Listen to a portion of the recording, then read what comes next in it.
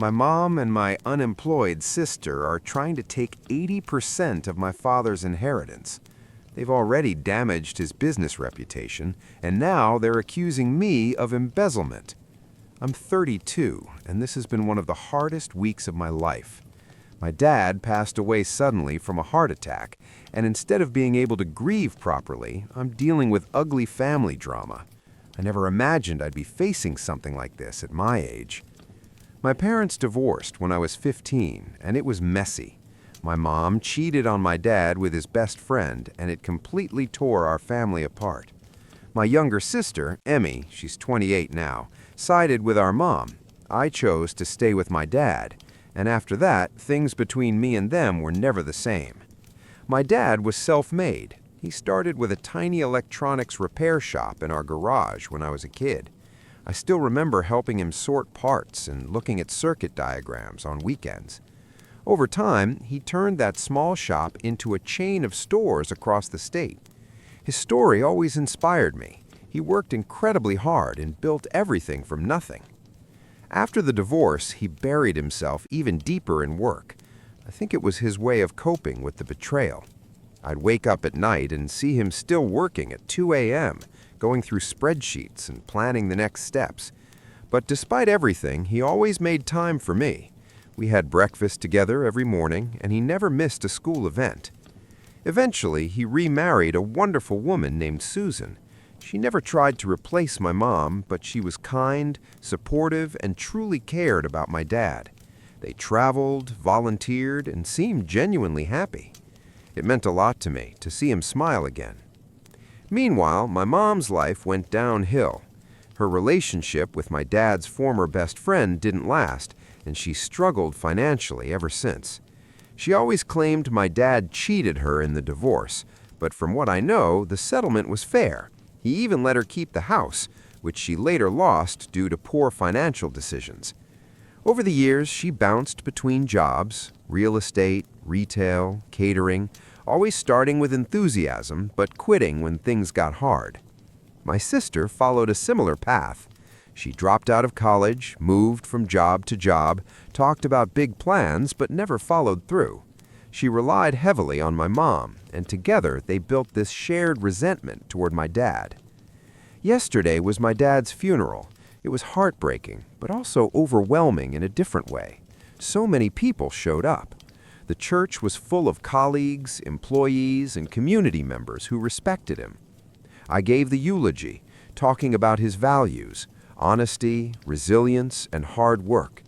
It wasn't easy to speak through the tears, but I wanted to honor him properly. What shocked me was that my mom and sister showed up. They hadn't spoken to him in years. They sat in the back, whispering to each other. At first, I was glad they came, but then I overheard something that made my stomach turn. My mom said, "Now's our chance to finally get what we deserve." My sister agreed and said they should go after at least 80% of the inheritance. Their plan was to challenge the will, claiming my dad wasn't mentally sound and arguing that my mom had supported him while he built the business. I couldn't believe it. At his funeral, of all places, they were already planning how to take his money? It felt like a betrayal, not just of me, but of everything he stood for. I didn't confront them there. It wasn't the place. But I knew I had to stay alert. In the days after, I noticed them acting unusually nice towards Susan. It was fake, completely out of character. They were trying to get on her good side. I even caught my sister snooping in my dad's office, pretending to look for photos, but clearly searching for documents. Then came the reading of the will. We sat with my dad's lawyer. Susan was quiet, still devastated. My mom and sister looked tense, clearly expecting something. As it turned out, my dad left the business to me. I had worked with him for years, and I knew how everything operated. Susan inherited the house and a large portion of the savings. He also made several charitable donations. My mom and sister, they weren't even included, just symbolic amounts of $10,000 each. The moment the lawyer finished, my mom exploded. She started shouting about how unfair it was, claiming she had supported him for years. Of course, she conveniently ignored the affair that ended their marriage. My sister jumped in, saying it wasn't fair that I inherited so much, claiming I had already benefited by living with him. She accused him of favoritism and said he was punishing her for siding with my mom. It was obvious they had rehearsed all of this. That's when I lost it.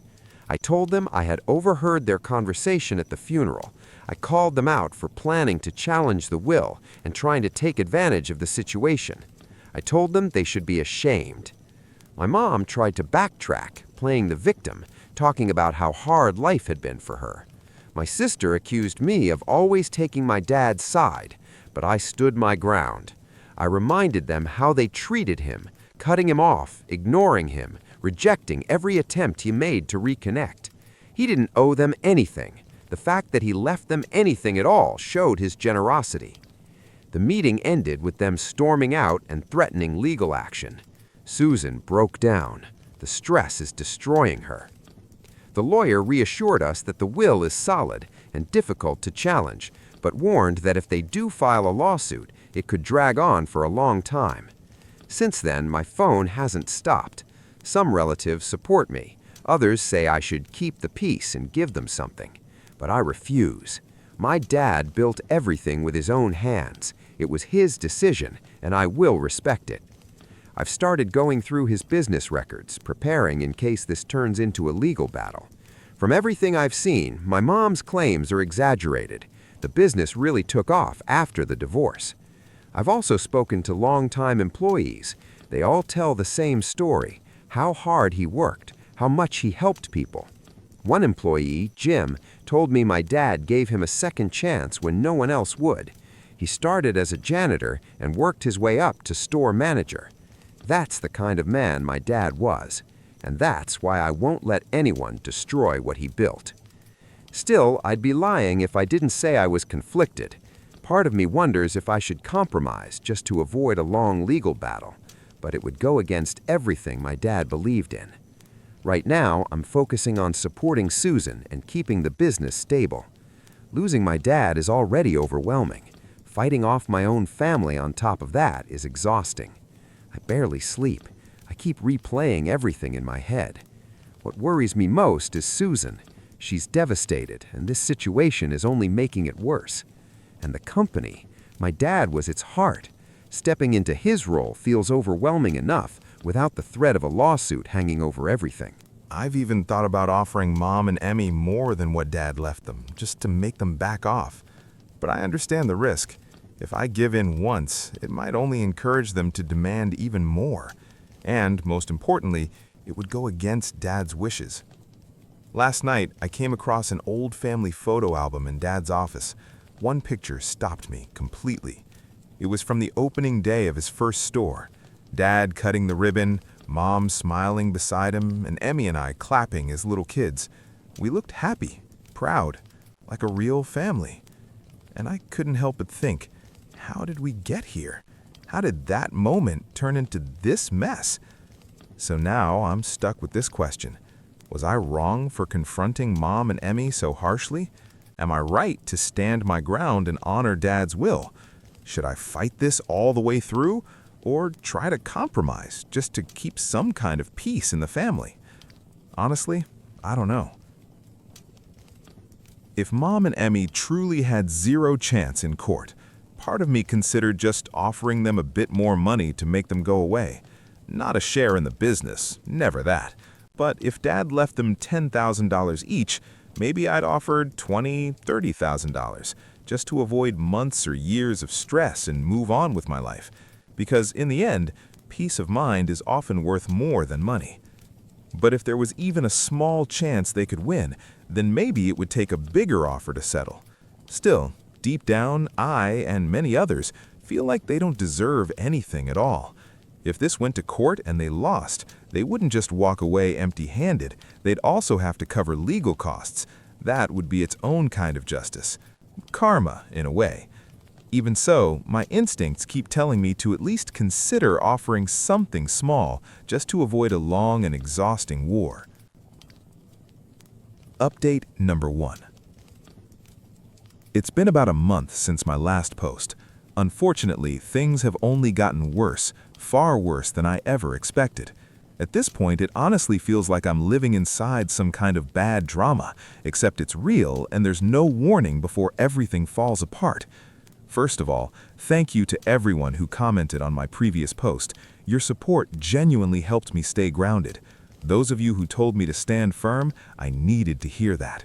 And to those who suggested compromise, I truly considered it. I even tried. But I'll get to that. So, where do I start? The lawsuit. Yes, Mom and Emmy actually went through with it. About a week after the will was read, I was officially served court papers. They hired a lawyer who's known for being extremely aggressive in inheritance disputes. Their claim? The dad wasn't of sound mind when he wrote the will, and that Mom supposedly played a major role in building the business, enough to justify her taking most of it. They're demanding 80% of the estate, exactly what I overheard at the funeral. It's insane, but even if it's ridiculous, the damage is very real. Legal fees are piling up fast. I had to hire my own lawyer. Thankfully, Tom, Dad's longtime friend and legal advisor, agreed to represent us.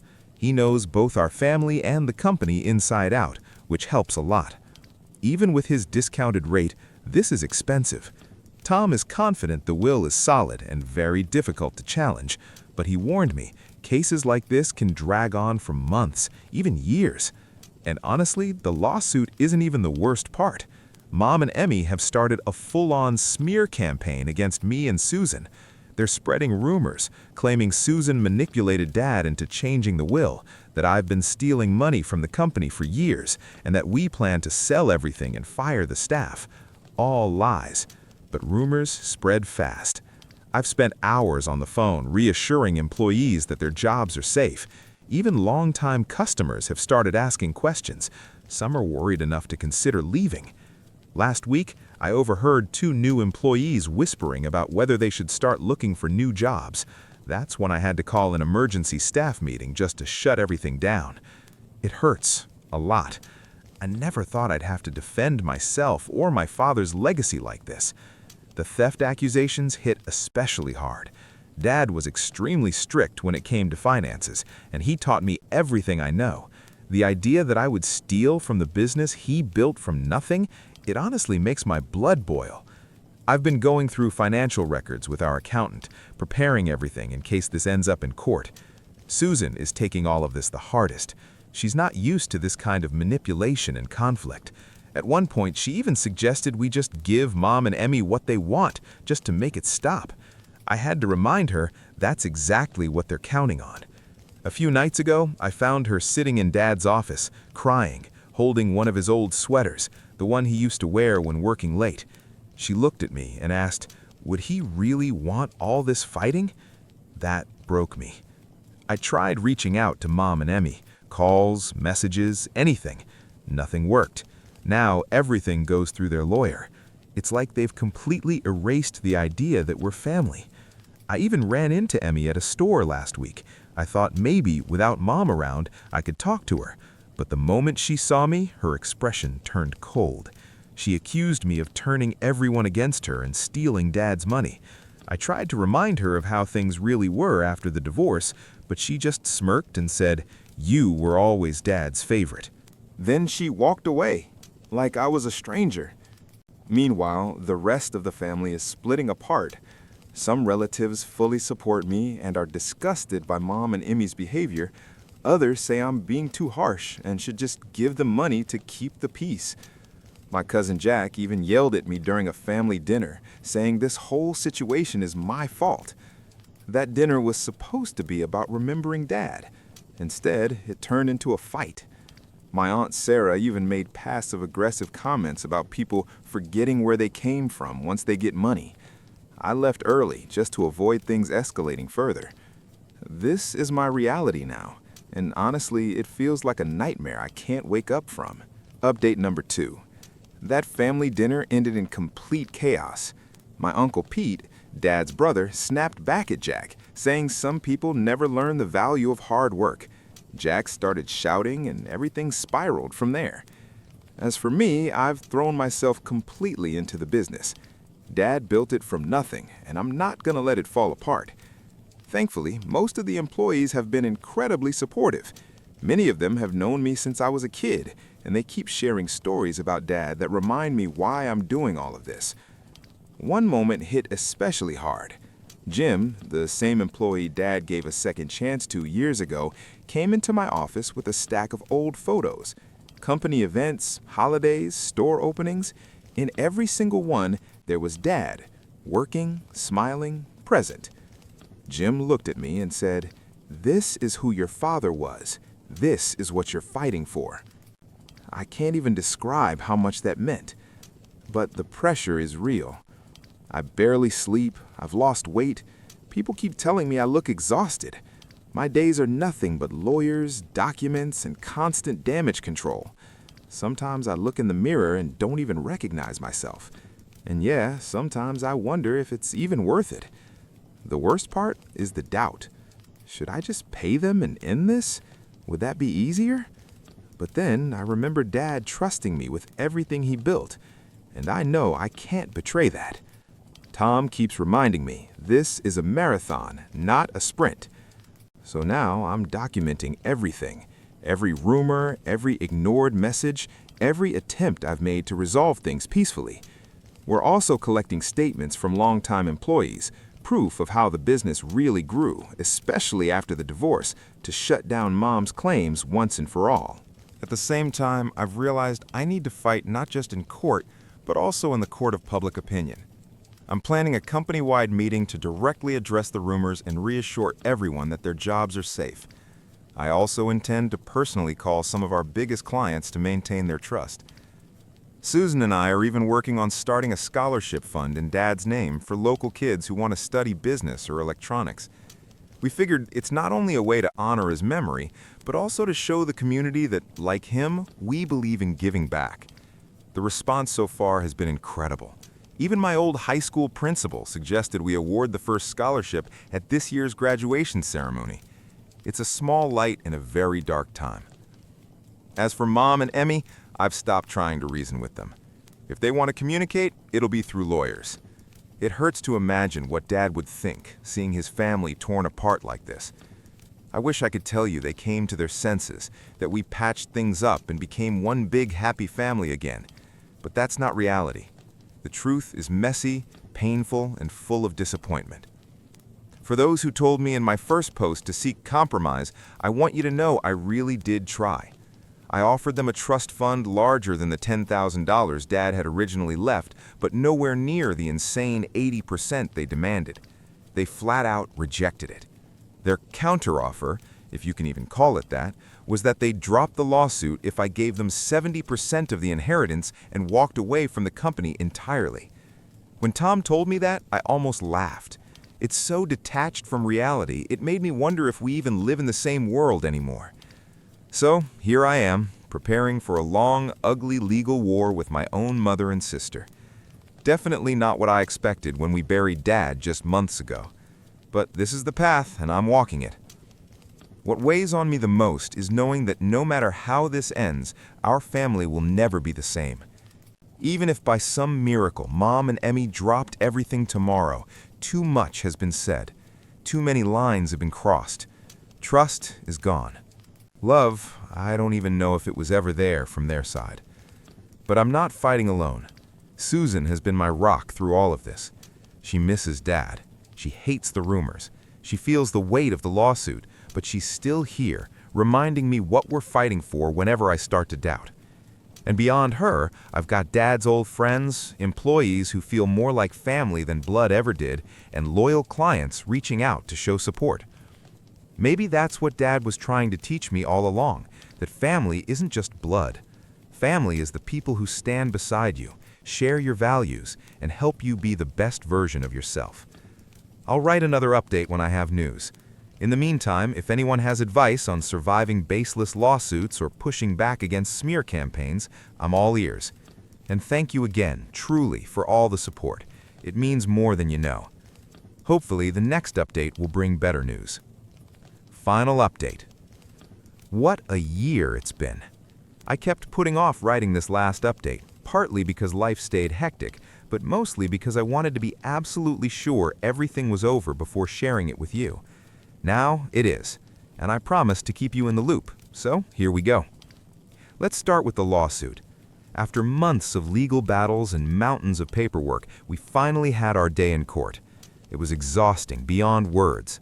Mom and Emmy's lawyer pulled out every trick he had, painting Mom as the long-suffering wife who sacrificed everything for Dad's business, only to be cruelly cast aside.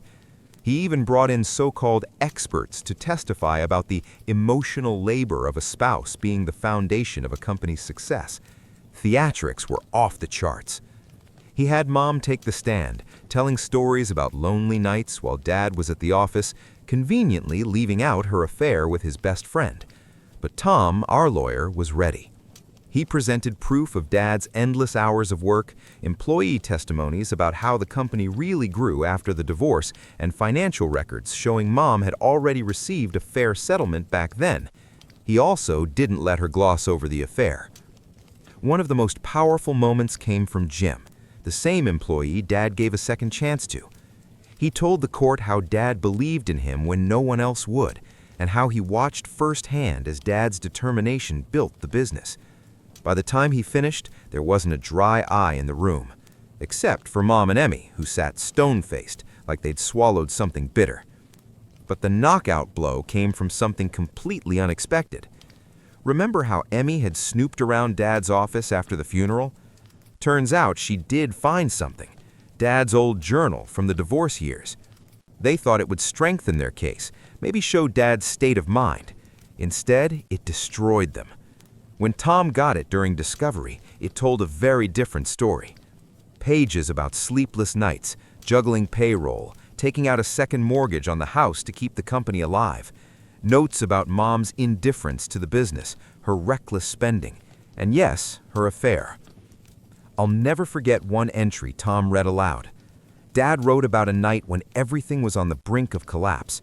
He came home desperate to talk money, only to find Mom out partying, having spent hundreds on a new outfit. He described how alone he felt, how close he was to giving up. But then he wrote about quietly checking on me while I slept, and that moment gave him the strength to keep going. For my son, I will build a legacy he can be proud of. Hearing those words in court nearly broke me, but they also reminded me why I was fighting. After that, things moved quickly. The judge ruled in our favor, threw out their case, and ordered Mom and Emmy to cover our legal fees. On paper, it was a total victory, but it didn't feel like joy, just relief and a heavy sadness that it ever came to this. And that wasn't the end. Remember the smear campaign they'd been running? It backfired. Some of the nastier rumors, like embezzlement and claims that we planned to sell the company, were legally deemed defamatory. We didn't sue, but the threat alone forced them to issue a public retraction. Watching them admit they'd spread lies was surreal. They looked small, defeated, nothing like the bold, angry women who started all this. Part of me pitied them, but mostly I was angry for everything they'd put us through. The fallout was massive. Relatives who once doubted me, or even sided with them, turned away once the truth came out. The business, though shaken at first by the negativity, ultimately grew stronger. Employees and clients saw our transparency, our willingness to stand and fight, and it built trust instead of eroding it. We held a company-wide meeting afterward where I laid everything out honestly and shared our plans moving forward. I was nervous people had lost faith, but when I looked around, all I saw was supportive faces. And the scholarship fund we set up in Dad's name, it's already changed lives. We've helped a dozen local kids chase their college dreams. At the first ceremony, handing out those scholarships and telling Dad's story about his belief in hard work and giving back felt like the perfect way to honor him. On a personal level, this whole ordeal has changed me. I've learned how quickly people can turn against you, but I've also learned who truly stands by your side. I found family in Susan, in our loyal employees, in the friends who never wavered, even in all of you who listened, advised, and sent words of encouragement when I needed them most. As for Mom and Emmy, I haven't spoken to them since the verdict. Maybe I never will. That's a wound time alone won't fix.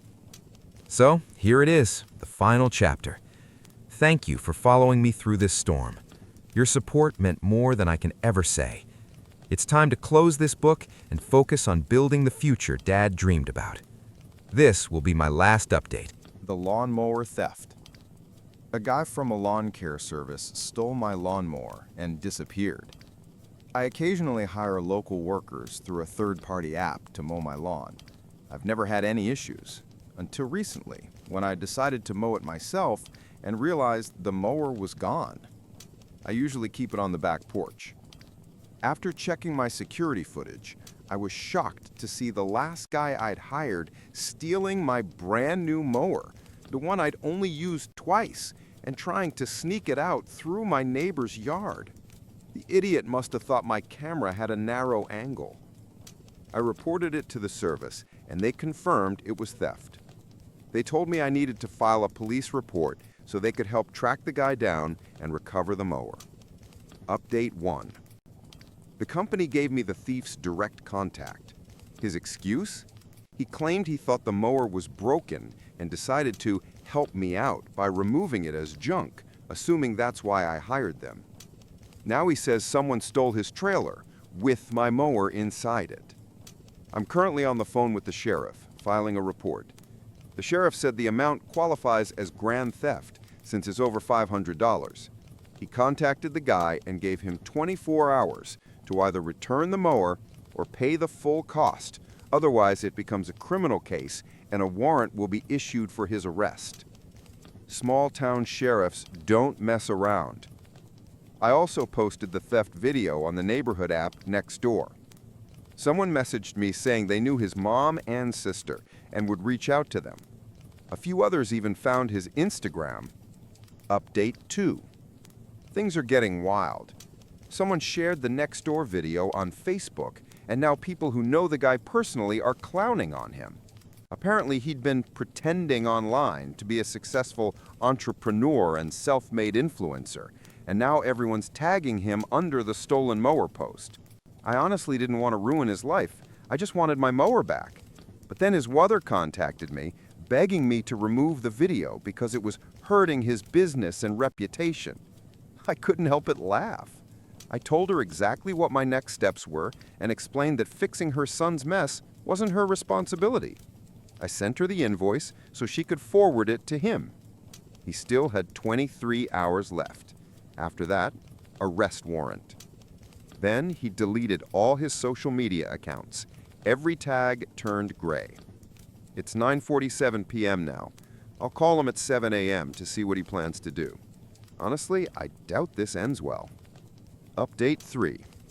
Woke up to 36 missed calls between 1 and 4 a.m.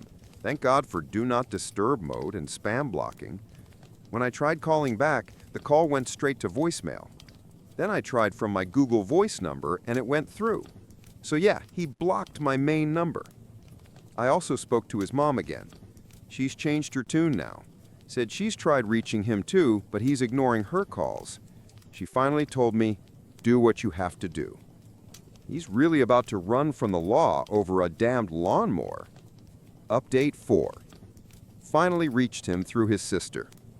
He said he doesn't have the $579 to replace the mower and asked if I could convince the sheriff to give him 2 weeks to get the money together, which is, by the way, an admission of guilt.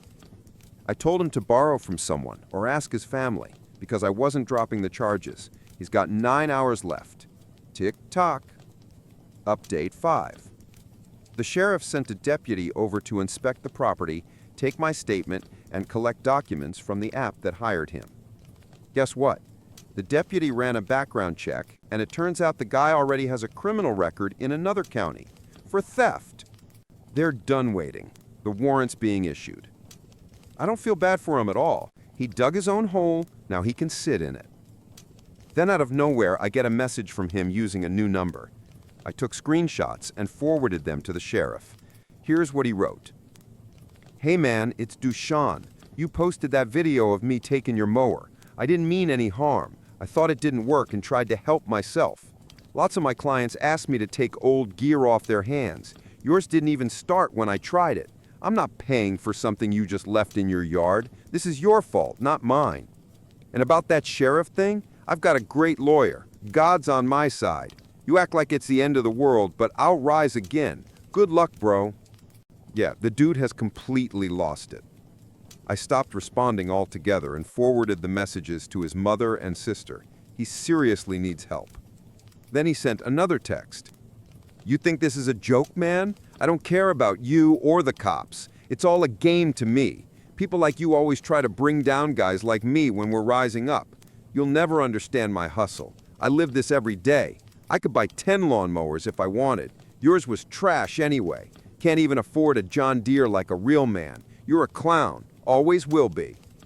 That's probably the last update, unless the sheriff tells me he's been arrested. If that happens, I'll post his mugshot. For now, I just bought a new mower, an electric one I can keep inside the house this time. Thanks to everyone for the support, jokes, and laughs. You honestly helped me stay sane through this mess. Final update. The sheriff called. The arrest warrant is active. If his plates get scanned or he's pulled over, he's done. Police don't have his current address, only his mom's. But I gotta say, the sheriff's office handled this incredibly fast. Not sure if I should tell his mother. Oh, and I treated myself today. Bought a new electric mower with a leaf blower, trimmer, and quick charger. It's quiet, clean, and stays in my garage. A corporate lawyer friend read the service's terms and told me I have a solid case. He's taking it pro bono. He even thinks the company will settle out of court to avoid bad publicity. And get this, someone said the thief is in Texas now. Looks like the guy really ran off over a lawnmower. My ex-wife is trying to win me back by using our daughters. Doesn't sound too serious at first, right? Yeah, it's what I thought too. But as much as I'd love to tell my ex to go to hell and never see her again, we share 2 daughters and joint custody. So completely cutting her out of my life just isn't possible, not unless I walk away from my kids too, which I'd never do. We got married young, 20 years old, dating for 3 years before that. Our daughters were born during the first year of marriage. After the second birth, my ex had complications that made it difficult for her to get pregnant again. I didn't care. I was just grateful she made it through safely, and that we already had 2 beautiful little girls to love. The marriage lasted 9 years. It ended when I filed for divorce after discovering she cheated. I have 0 tolerance for betrayal. I refuse to make myself miserable for something I didn't cause. Maybe it sounds strange, but my love for her died the exact moment I learned about her affair in detail. So no, this isn't some story about a man who can't let go. I moved on 7 years ago. Hell, I don't even hate her. I just don't care. Whatever happens in her life means nothing to me, unless it directly affects our kids. The problem is, I seem to be the only one who's actually moved on. My ex, her family, and even our daughters keep trying to push us back together, even though I've made it crystal clear that I have absolutely no desire to ever be with her again. Maybe the fact that I stayed single for years after the divorce gave them false hope. But honestly, I just wasn't ready to jump into anything new. My daughters were my top priority. Plus, I had my own emotional mess to sort through after her betrayal, which, thankfully, I managed with help from friends, family, and therapy.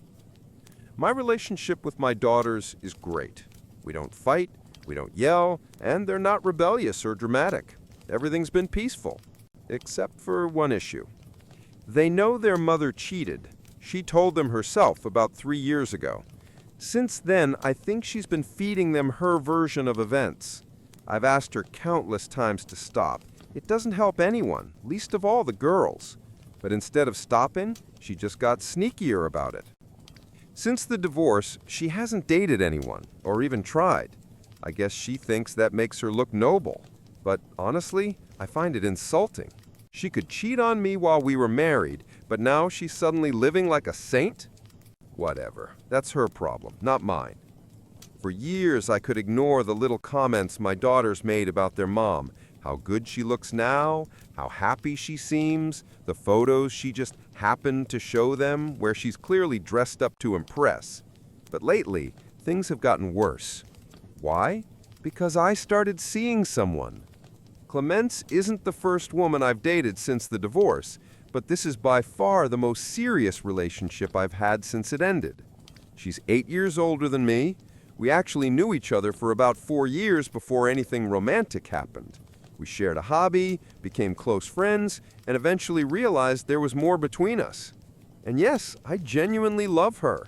It even surprised me when I realized it. I honestly thought my ex's betrayal had broken something inside me, that I'd never be able to love again the way I once did.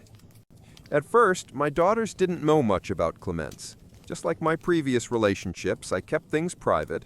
But eventually, they started coming home earlier than expected and began seeing her around. Nothing inappropriate ever happened, but soon came the sighs, the cold looks, and the questions. What is she doing here? Don't you think it's unfair to Mom? It was like they thought I was dating just to spite their mother. I sat them down for a serious talk, explained everything over and over, but it just didn't sink in. They're still clinging to some childish fantasy where their parents get back together. Clemence, thankfully, is incredibly understanding. She doesn't take it personally and keeps saying give them time. But honestly, I'm not convinced time will fix this. It hasn't yet, so why would it now? I've run out of ideas. That's why I'm asking for advice. Is there any way, any possible approach to help my daughters finally understand that I will never get back with their mother? Sounds harmless enough, right? Well, not really. As much as I'd love to tell my ex to get lost and never see her again, we share 2 daughters and have joint custody. So, cutting her out of my life completely isn't an option. Unless I'm willing to lose my kids too. We got married young, both 20, after dating for 3 years. Our twin girls were born during the first year of marriage. My ex had some complications after that, which made future pregnancies difficult. At the time, I didn't care about that at all. I was just grateful she survived everything safely, and that we already had 2 beautiful little girls we adored. Our marriage lasted 9 years. It ended when I filed for divorce after discovering she had cheated. I have zero tolerance for that kind of betrayal, and saw no reason to keep suffering for something that wasn't my fault. Some might find it strange, but every ounce of love I had for her died the moment I learned the full story of her affair. So no, this isn't some sad tale about a man who can't move on. I did, 7 years ago. Hell, I don't even hate her anymore. I just couldn't care less what happens in her life as long as it doesn't affect our daughters. The real problem is that I'm the only one who truly moved on. My ex, her family, and even our daughters keep trying to reunite us, despite me being very clear that I have zero interest in ever being with her again. Maybe the fact that I didn't date anyone for years after the divorce gave them false hope. But honestly, I wasn't about to jump into another relationship that fast, especially when I had 2 girls to raise. They were my priority. Eventually, with the help of friends, family, and therapy, I got my mental health back on track. My relationship with my daughters has always been great. No fights, no yelling, no teenage rebellion, yet they're smart, kind, and we've always been close. But there's one big problem. They know their mother cheated on me because she told them about 3 years ago. Since then, I'm pretty sure she's been feeding them a twisted version of events. I've asked her countless times to stop dragging them into our adult mess, but she doesn't listen. She hasn't dated anyone since the divorce. Hasn't even slept with anyone, apparently. She thinks that makes her look noble. Personally, I find it insulting. When we were married, she was sleeping with someone else, and now she suddenly can live without intimacy for 7 years? Whatever, that's her problem. For years, I brushed off the occasional mentions of her looks or the photos my daughter showed me where she clearly dressed up just to make an impression. But things changed after I started dating again. My girlfriend Clemence isn't my first relationship since the divorce, but she's definitely the most serious one. She's 8 years younger than me, and we'd known each other for 4 years before we started dating. It grew naturally, from friendship into something deeper. And honestly, I love her. I didn't expect that. I thought my ex's betrayal had broken something inside me, that I'd never be able to love again. Turns out I was wrong. At first, my daughters didn't know much about my relationship with Clemence. Then they started showing up at my house earlier than scheduled, sometimes finding her there. We were never inappropriate, just living our normal lives. But soon came the questions, what is she doing here? Or, that's not fair to Mom. It's like they genuinely believe I'm seeing someone just to hurt their mother. I've had long, honest talks with them, but they just don't seem to get it. They can't let go of the fantasy that their parents might reunite someday. Thankfully, Clemence is understanding. She says the girls just need time, though I'm not sure that will help. It hasn't so far. So yeah, I came online looking for advice. Maybe someone out there knows how to help my daughters finally understand that no matter what happens, I'm never going back to their mother. When I try explaining that you can't be faithful to someone you're no longer with, they just ignore it. I've begged my ex countless times to stop manipulating the girls and keep them out of our adult issues, but she doesn't care. At one point, I even considered going to court to get full custody, but was advised it probably backfired. The truth is, my daughters know why we divorced. They know their mother cheated. I usually don't recommend telling kids something like that, but mine are old enough now. The problem is that their understanding of the story is based entirely on her version, filled with excuses and self-pity. A year ago, I finally tried explaining my side, only to find out she had already told them years before, when they were around 13. They know what she did, but they can't comprehend it emotionally. To them, their mother has always been loving and caring. They can't imagine her cold and distant like she was during the affair. Back then, she completely shut me out. Not just physically, but emotionally. She stopped doing little things. Morning kisses before work, random hugs, shared jokes, all gone. I realized something was off and eventually, with a close friend's help, uncovered the truth. She had been giving all that affection to someone else. I'll never forgive that. My daughters don't understand why, and honestly, I don't want them to. No child should ever have to carry that kind of pain. So when they talk about regret, forgiveness, or getting back together, I just can't relate. Where was all that love when it mattered? Update. It's been a while since my original post. A lot has changed. My daughters actually found that post by accident. I had no idea they were even on that site. One day, I came home from work and found them both in tears. They ran to me, hugged me, and begged me to forgive them. Apparently, they'd read one of my comments and learned the full extent of their mother's affair and how deeply it hurt me back then. We went through a lot of therapy together. Honestly, I never blamed them. They were just kids, manipulated by their mother, who used their love as a weapon. After a few months of family therapy, the psychologist told us we no longer needed weekly sessions, just occasional check-ins. My daughters and I became closer than ever. Their relationship with their mom, though, took a hit, understandably. I told them not to dwell on her mistakes. I've long since made peace with what she did. That's also something we worked through in therapy. I eventually had a serious talk with my ex, made it absolutely clear that the getting back together nonsense needed to stop. Whether she listened or not, I don't know, but at least she stopped bothering the girls with it. Or maybe they've learned to tune her out. Either way, as long as my daughters are okay, I don't care what she's doing. As things settled, Clemence and my daughter started bonding, really bonding. They started talking to her more, even asking her for advice on girl stuff. The first time I saw that, I nearly cried. Not long after, Clemence and the girls surprised me. They organized a private dinner, just the three of us. Then Clemence proposed to me. Yeah, she beat me to it. I was stunned, but happier than I had been in years.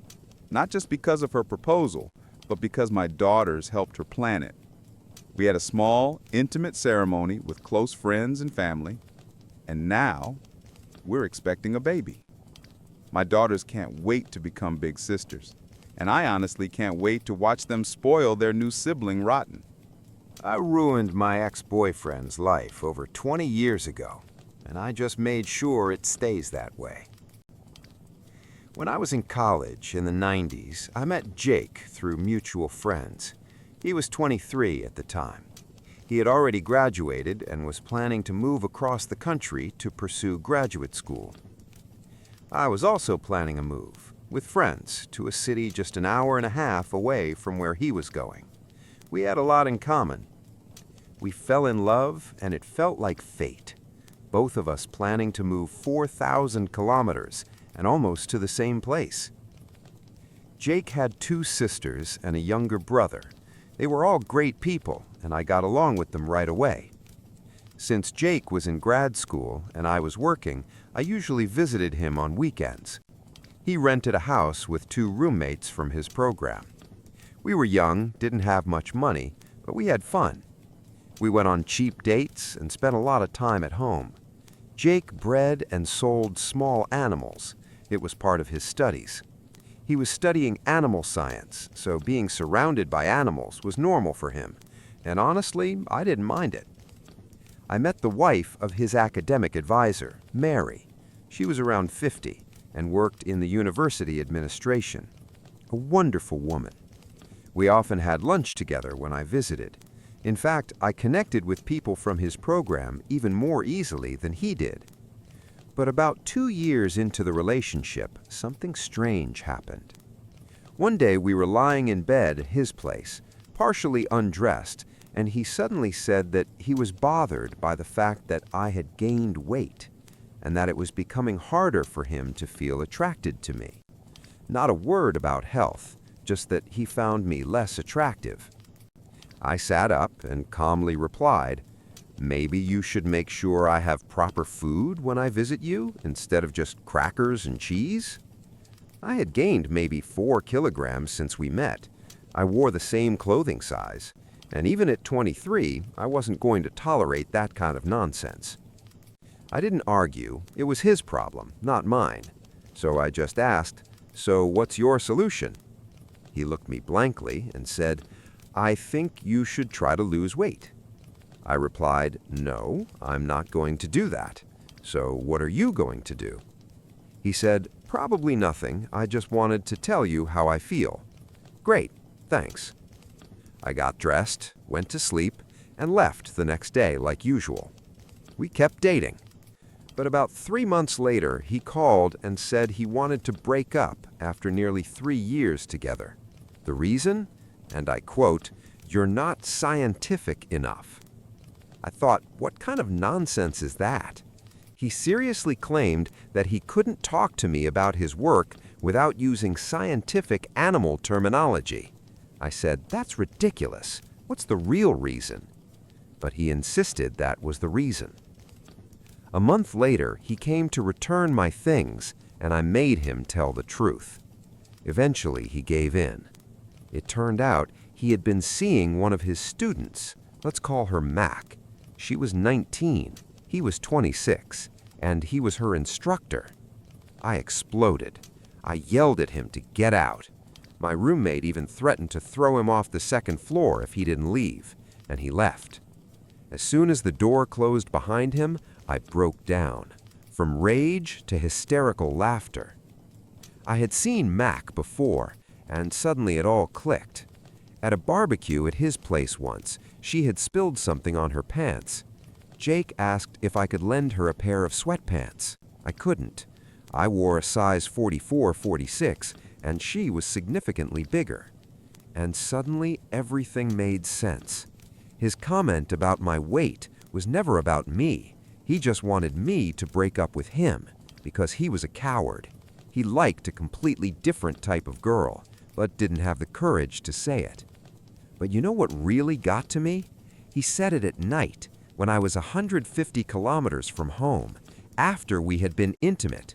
Did he really think I would just snap, turn around, and drive home in the middle of the night? After that, I messaged his roommates. I thanked them for everything and told them we had broken up. And they already knew.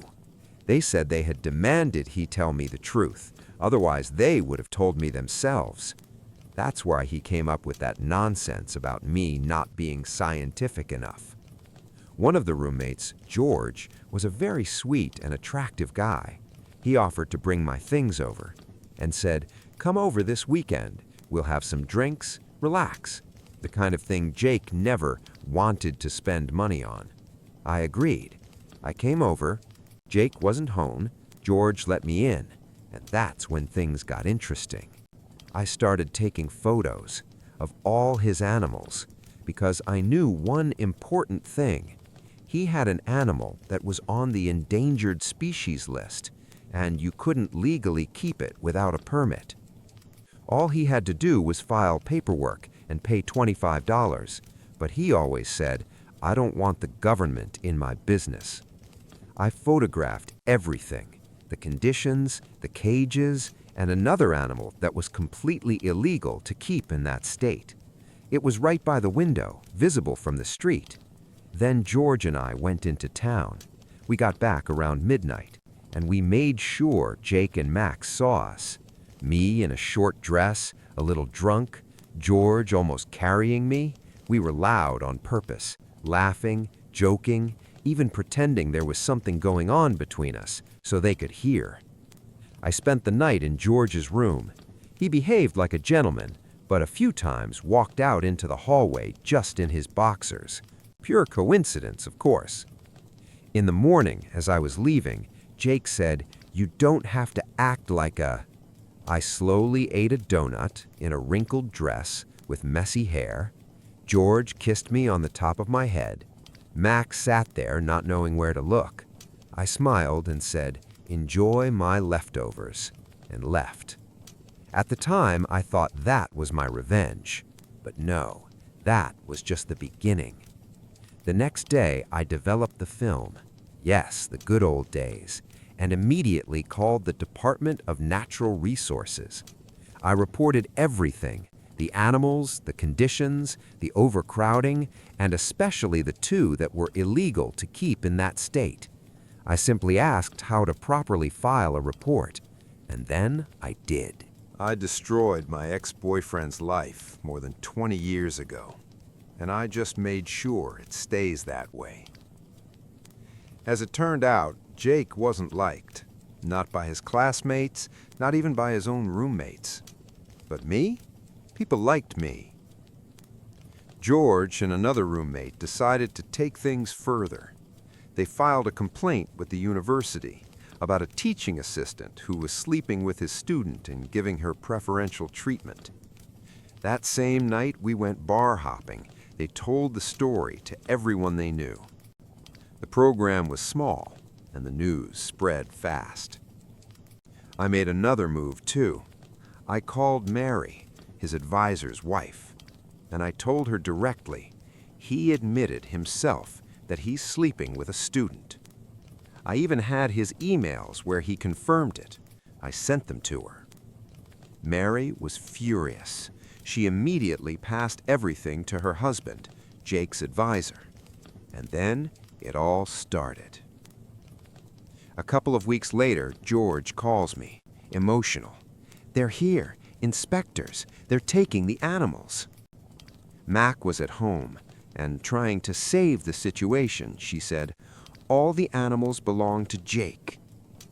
That automatically cleared the roommates of responsibility.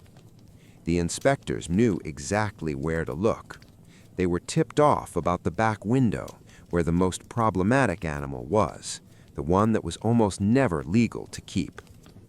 Since George was on the lease, he had the right to let them in. All the animals were kept in shared spaces. The inspectors worked for several hours. Then they came back with a warrant. They took all the animals and searched Jake's room. The only thing they left were a few guppies in a tank. Now, the most painful part for him. Graduate students live off grants, and he had just received a federal grant around the time we broke up. I called them and simply asked, "How do I report that someone with a federal grant is under investigation for illegal animal possession?" The result? He lost the grant and had to pay back nearly $30,000. He will never be able to get federal funding again. He wasn't jailed. The animals were in decent condition, but he lost all his animals, paid about $15,000 in fines, 2 animals were transferred to a wildlife center. The university didn't stay out of it either. He lost his stipend, was fired from teaching, essentially had his academic career destroyed, and all because of one thing. He was sleeping with a student. He couldn't even wait 4 weeks until the end of the course when it would have been technically allowed. His arrogance destroyed him.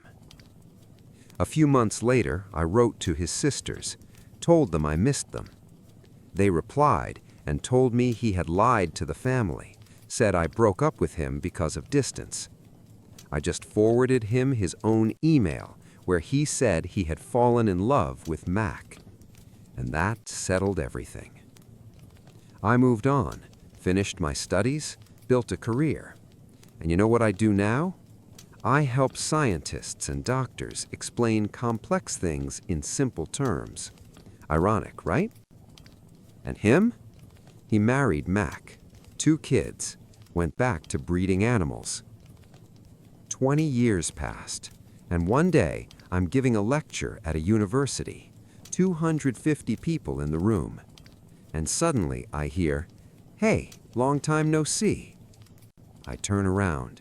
It's him, Jake. I pretended I didn't recognize him. "Sorry, do I know you?" He said, "It's me, Jake." I paused and said, I guess my memory just erased you," and walked away. Later, I found out he was there for a job interview for a teaching position. They were seriously considering hiring him. And then I said just one sentence. It's strange he's still teaching after what happened at University X. That was enough. They checked and found everything. The scandal with the student, the lost grant, the investigation, the old complaints. And you know what? He didn't get the job. Karma. Sometimes it works perfectly. And my conclusion? If the person who's supposed to love you humiliates you because of your appearance, the problem isn't you. The problem is them. I let my sister-in-law throw her baby shower at my house, but then she tried to kick me out of my own home during the party just to impress one of her wealthy friends. I told her husband what happened, and that ended up leading to their divorce. Now she's raising the baby alone. I'm 32, married for 3 years. My husband, 35, and I have been together for 5 years, but he's currently working out of town, so we're basically in a long-distance situation. He comes home every other weekend. We recently bought a beautiful new house right next to my parents' place, so it's convenient for all of us. It's pretty big for just me, but I love the space. At our housewarming, everyone complimented it, especially my sister-in-law, Carrie, 32. She couldn't stop gushing about it. Carrie and I aren't super close, but we've always gotten along. A couple weeks ago, she asked if she could have her baby shower at my house. I agreed without hesitation. She was pregnant, I didn't want to be rude, and honestly, I thought it might be nice to socialize a bit, since I spend a lot of time alone. She said she didn't want to waste money renting a venue when I had such a perfect home for it. Her own house is fine, but smaller and not as impressive. I took her compliments at face value and agreed. For 2 weeks, she came over almost every day to plan things. I even took a day off work to help her. I work in finance, definitely not in event planning, but she kept treating me like her personal party coordinator. Still, I didn't mind because I thought this would bring us closer. I was wrong. On the day of the shower, I spent hours helping the decorators set everything up. Carrie arrived early, thanked me, acted totally normal. Then 15 minutes before guests were supposed to arrive, she looked at me and asked, "So where are you planning to spend the next couple of hours?" I was stunned. At first, I thought she was joking. I mean, it's my house. I was dressed for the event, had bought her a gift, and had been involved in planning everything. I asked if she was serious, and she calmly explained that I wasn't on the guest list. Apparently, she'd never intended for me to be there. She claimed she thought I was just helping out, like some kind of hired planner. She told me the shower was for close family and friends only, and that unfortunately, I didn't make the cut. She even asked me to leave before her guests arrived so I wouldn't cause a scene. I was furious, humiliated, and honestly heartbroken. I stormed outside to call my husband, but he was busy at work and couldn't pick up. I couldn't hold it in anymore. I decided to call Carrie's husband, Jim, 33. I don't know him well. He's quiet and reserved, but I told him everything. How I'd let her use my house, help plan the whole thing, and then how she tried to kick me out of my own home for her little exclusive party. He was silent for a long time after listening. I apologized for dumping all this on him, but I couldn't keep it in. I was so hurt. Jim finally said, very calmly, that I had nothing to apologize for, and that under no circumstances should I be leaving my own house. It would have been ridiculous for me to leave, and Jim told me he was on his way over. He didn't want things to escalate between me and Carrie, and he didn't want her getting worked up while pregnant. That sounded reasonable, so I waited. 15 minutes later, before any of her guests arrived, Jim showed up. Carrie looked like she'd seen a ghost when he walked in. As soon as I heard the doorbell, I went back inside. We all stood in the living room, and Jim calmly but firmly told me I was absolutely welcome to stay for the shower. This was my house after all. Carrie tried to argue, but he gave her a sharp look, and she went silent. She spent the whole evening glaring at me like she wanted me to vanish. I kept my cool and carried myself with dignity, but I quietly decided right then I was done with her. I even thought about canceling the whole event out of spite, but I'd put too much time and effort into helping set it up. So I endured the evening and promised myself I'd never deal with Carrie again. After the shower ended, Jim apologized again for her behavior. Carrie didn't even look at me. He actually apologized for that too, saying she had no right to treat me that way. She was clearly bitter and thought I had forced myself into her special day, which was honestly insulting given it was happening under my own roof. Later that night, I told my husband everything. He was furious and wanted to call his sister immediately, but I asked him not to, at least not that night. I just wanted peace. But peace didn't last. The very next morning, my in-laws called me fuming. Apparently, when Carrie and Jim got home, they had a huge blowout fight because Jim knew what she'd done to me. Now, Jim had packed up and said he was done. He stopped speaking to Carrie entirely and even cut off communication with my in-laws. That shocked everyone, since Jim had always been close to her family. Their parents had even been old family friends. But suddenly, his side of the family blocked Carrie's parents everywhere. Social media, phone, everything. And yet, somehow, this was all my fault. According to Carrie and my in-laws, if I just kept quiet and gone along with her plan, none of this would have happened. They actually blamed me for ruining her marriage. I couldn't believe what I was hearing. Carrie humiliated me in my house, and I was the one being painted as the villain? I lost it. I told them straight up, I am not taking the blame for any of this. Carrie behaved horribly. I generously allowed her to host an event at my home for free, and in return, she tried to humiliate me by kicking me out of my own house, all because she didn't think I was close enough family. Excuse me, I'm literally her brother's wife. I reminded them that if my husband had been home, Carrie never would have dared to treat me that way. And I don't regret telling Jim the truth. He was the only reasonable adult in this mess. If he decided enough was enough and chose to walk away from his marriage, I trust his judgment. That's his choice, and it's not on me. But my in-laws won't stop harassing me. They keep saying I've ruined a family, and Carrie's baby will grow up without a father because of me. Honestly, that's just emotional blackmail. I'm close to blocking them completely, but the only reason I haven't is because sometimes their words do get in my head. They make me doubt myself, even though I know deep down I didn't do anything wrong. My husband, thankfully, is fully on my side. He told me I did nothing wrong, and he'll be the one to explain to his parents that Carrie caused this, not me.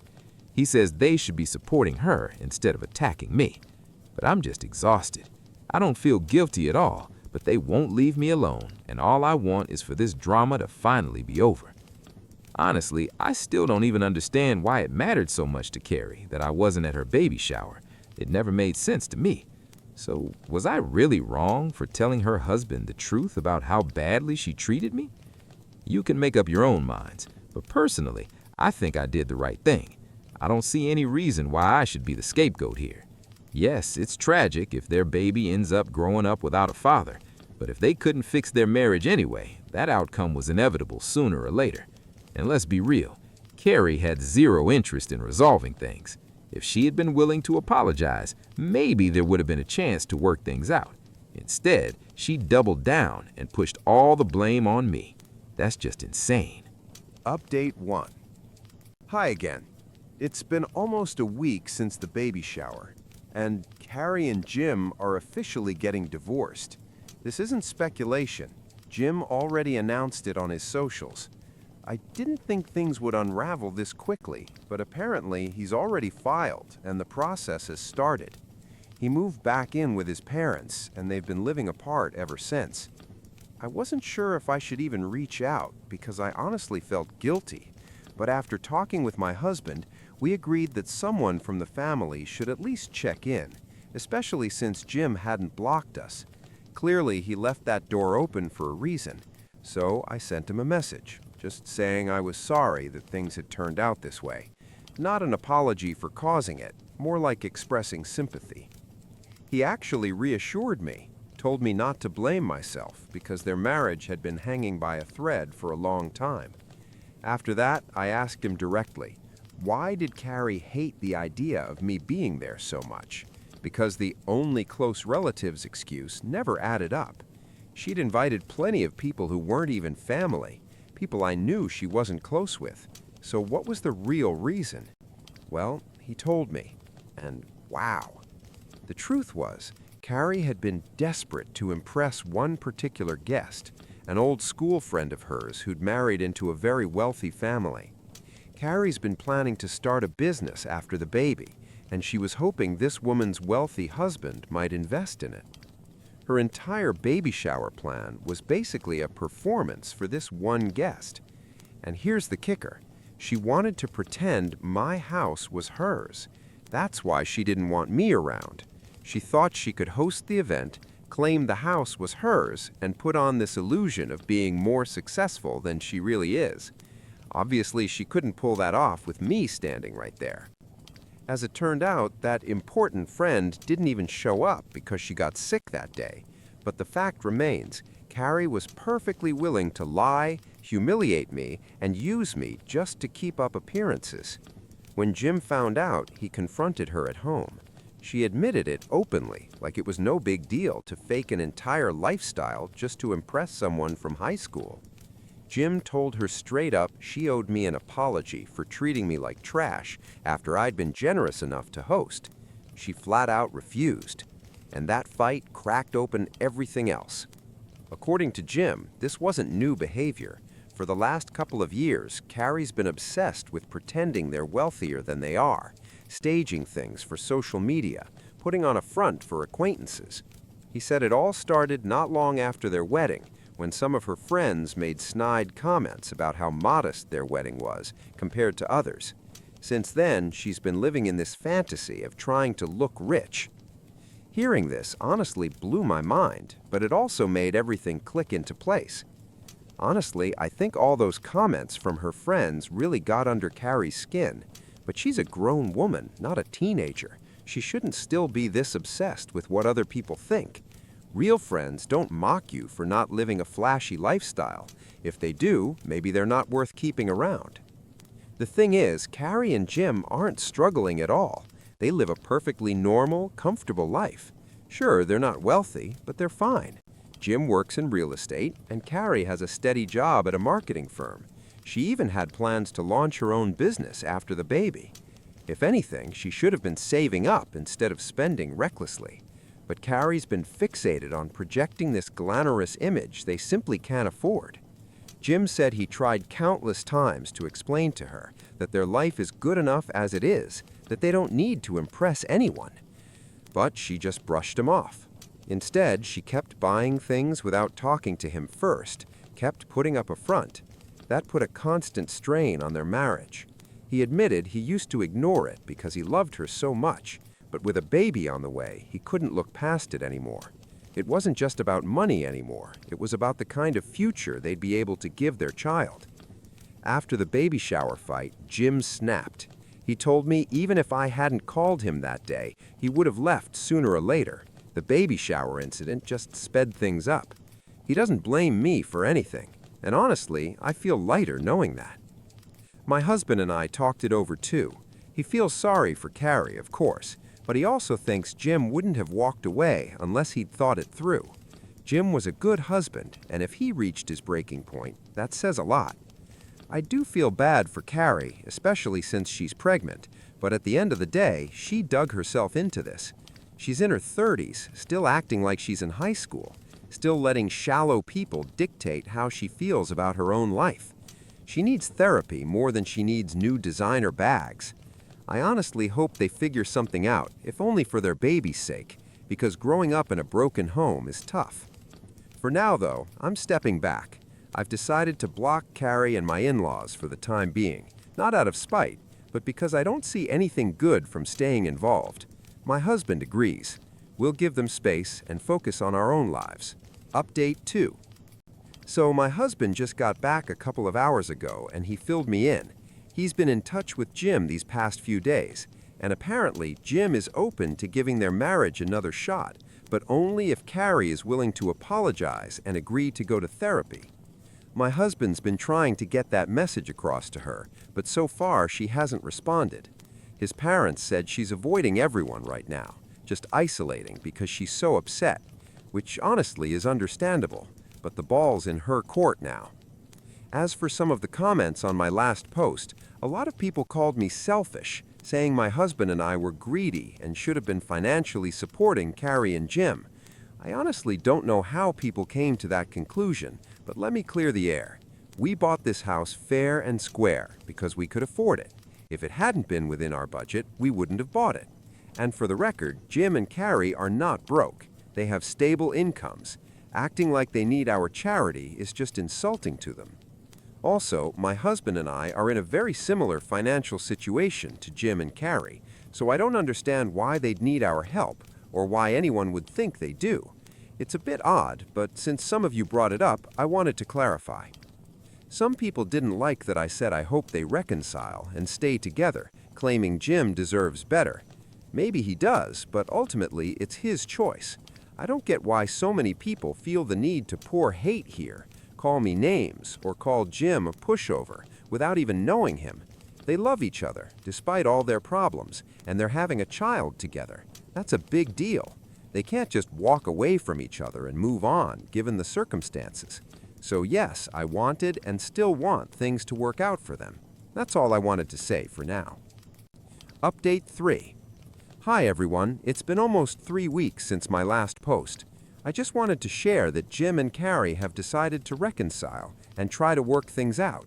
I'm really happy for them, even though Carrie and I still aren't talking. I found out from my husband that they've agreed to attend family therapy for a couple of months to see how things go. They'll still live separately for now, and when the baby arrives, they'll co-parent together for the first few months. If things go well, they plan to move back in together.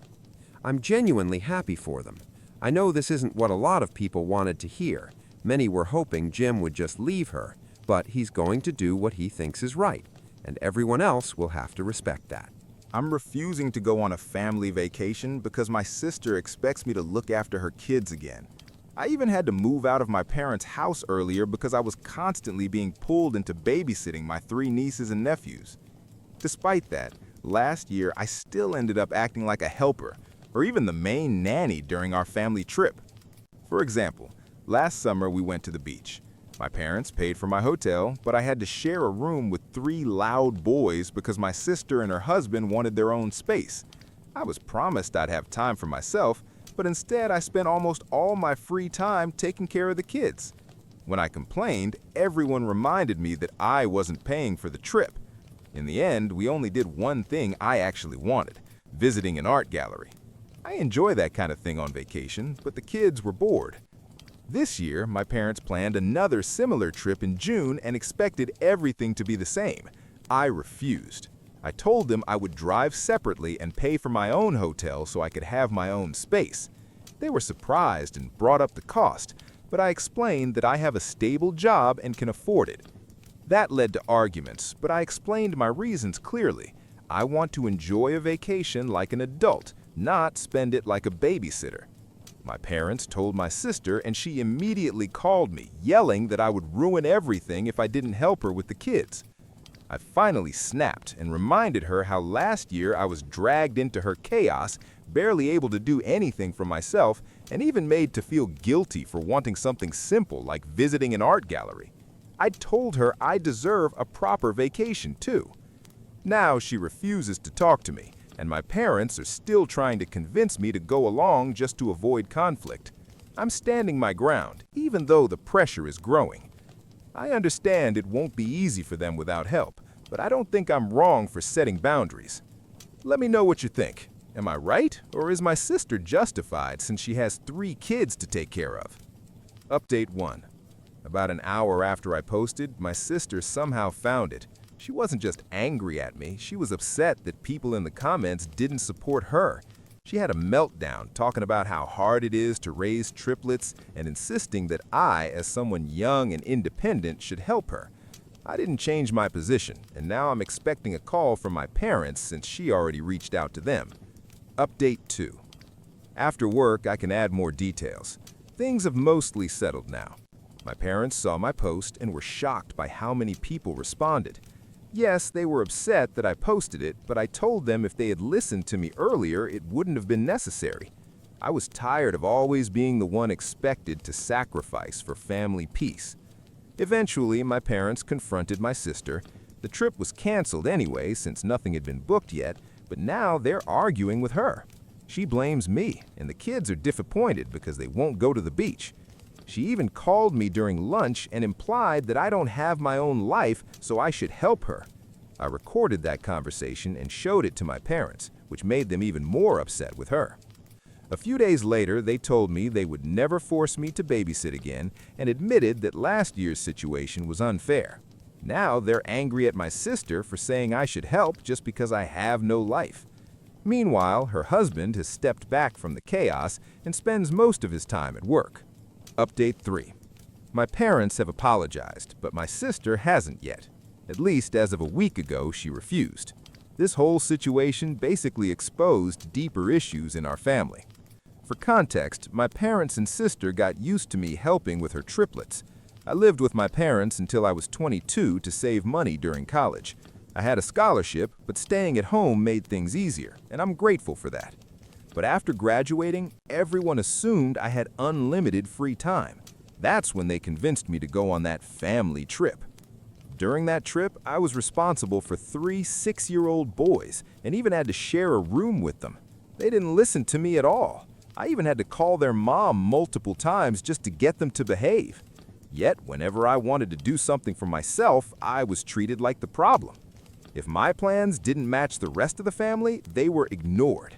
It felt completely unfair. I was part of the family, but my opinion didn't matter. After that trip, I spoke honestly with my parents, and they admitted they were wrong. By the end of the summer, I moved out without telling anyone in advance.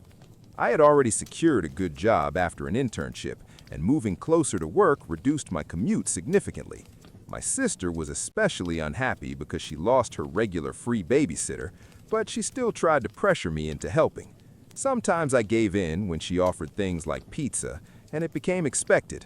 When my parents suggested another trip to the same place, I immediately recognized it would be the same situation again. If I accepted their offer to pay, I'd be stuck babysitting. So I told them calmly I would go independently and pay for myself. That's when everything escalated. My parents started pleading, and my sister tried to pressure me emotionally, but I refused. After I posted about it, my family initially turned against me. My parents even called me while reading my post. I asked them if anything I wrote was untrue. They tried to say it was exaggerated, but I pointed out specific details that proved otherwise. I told them to look at the comments, even though there were too many to read fully.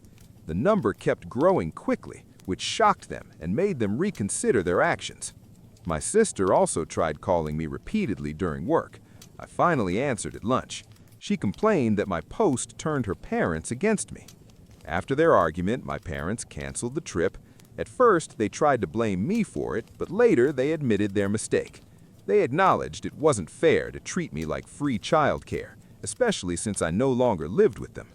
They also tried to justify things by reminding me I lived with them for free during college, but I pointed out that wasn't a valid argument. When my sister finally spoke to me, she revealed her mindset clearly, saying I had no life and should spend my weekends helping her because she was too tired to manage everything.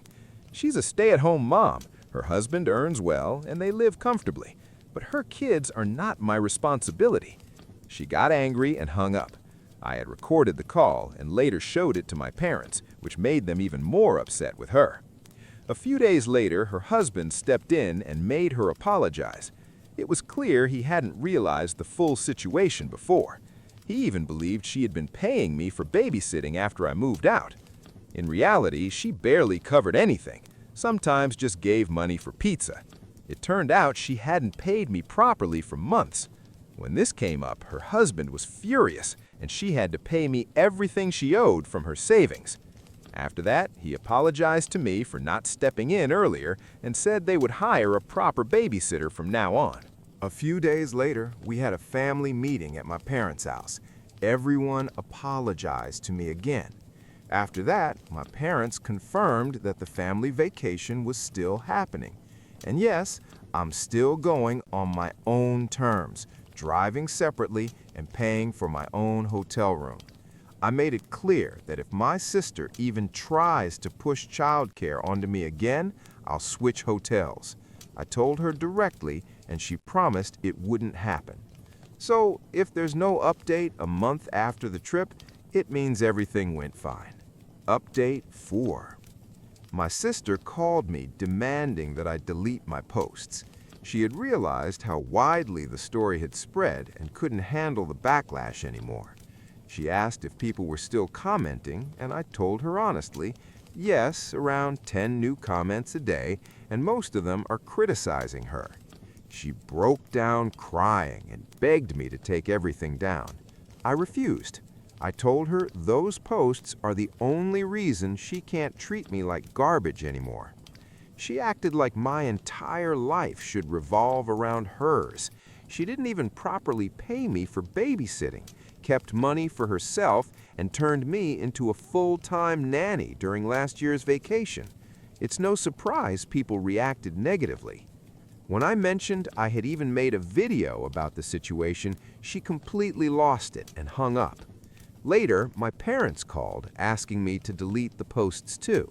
I refused again and explained that none of this would have happened if they had supported me earlier.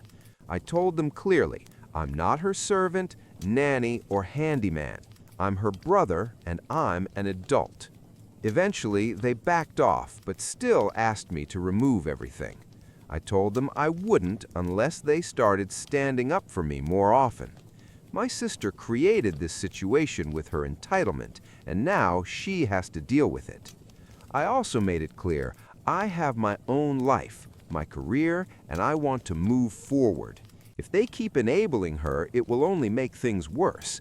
The only way to stop this is to end the entire situation. My posts are anonymous, and I have every right to speak about what happened. My mom ended up crying, my dad stayed quiet, and I told them their emotions wouldn't change my decision. They know what needs to be done. Stop supporting her behavior. Soon after, my sister called again, furious because our parents told her they wouldn't step in anymore and that she had to handle things herself. They also told her to treat me better. I responded sarcastically, and when I hung up, she was crying again. Later, her husband called me to hear my side. He wasn't happy that I kept posting, but after I explained everything, he said he would talk to her again. Hopefully, that would calm things down. The vacation was still planned for the end of June. I had already booked my room on a completely different floor, far from my family. I made it clear, unless it was a planned family activity, I would spend my time however I wanted, visiting galleries, trying local food, and actually enjoying myself. The trip itself had ups and downs. The good part, my parents no longer tried to push me into babysitting. My sister did try, though. She even attempted to find out which room I was staying in, but failed. Before arriving, I had already informed the hotel staff not to give out any information about me. They confirmed it. At the day of departure, I left earlier than everyone else. I knew they wouldn't be ready on time, so I left at 9 a.m., even though check-in was later. My parents were annoyed because they had planned a group breakfast, but I told them I hadn't been informed. At the hotel, I double-checked with the staff about my privacy. Later, I found out my family had indeed tried to get my room number, but the staff refused. My sister tried to pressure them, but her husband stopped her. When we met later, everything seemed normal. At one point during an outing, my sister asked me to watch the kids. I immediately refused. I knew her trick. Just a minute would turn into an hour. Her husband backed me up and told her to stop. She started crying, saying she needed a break, but he reminded her he was tired too. My mom gave me a look, so I went up to her and said clearly if she expected me to babysit, I would leave the vacation immediately. That ended the discussion. After that, neither my mom nor my sister tried again. At the hotel, I avoided sharing elevators and kept distance. My room was far away, and I made sure no one followed me. The next day, I spent most of my time alone, only joining them for specific plans, like visiting the aquarium. Everything stayed calm. Later, my sister confronted me, saying I had ruined her vacation because now she still had to deal with her kids. I told her directly, I'm not her solution anymore, and she needs to handle her own life. She followed me, yelling, but I ignored her. At dinner, I told everyone she had been trying to track me down. She got scolded like a child. I made it clear those days were over. By the last day, everything was peaceful. No pressure, no manipulation. I still spend some time with my nephews. I'm not heartless. I even bought them small souvenirs. Overall, I consider the trip a success. My family finally understood that I'm not someone they can use anymore. Update 6. My mom and my sister saw my latest post and completely lost it again. My sister called, crying, saying I made her look like a bad mother. I told her if the behavior fits, then that's the reality. She couldn't point out anything false in my story. Then my mom came to my house demanding I delete everything. I refused again. She left in tears. Later, I spoke with my parents and I told them clearly their behavior created this situation. I'm not going back to how things were. They told my sister to leave me alone. She threw another tantrum, but her husband stepped in. My parents now insist she needs therapy. Update 7. I had a long conversation with my parents, and we agreed to keep some distance for now. I also spoke with my brother-in-law, and we settled things. He admitted the situation went too far and said my sister needs professional help. They're now looking for a therapist. He also apologized for not stepping in earlier and said they've already hired a proper babysitter. We both agreed it was a difficult situation that needed to end. And one last thing, thanks to all this, I actually started dating. A girl I liked recognized my story and had been waiting for me to make a move. Today is our first date. This is the final update. My narcissistic sister tried to hurt me, but for years my family brushed it off like it was just a joke. Now, though, everyone is finally starting to see how unstable her behavior really is.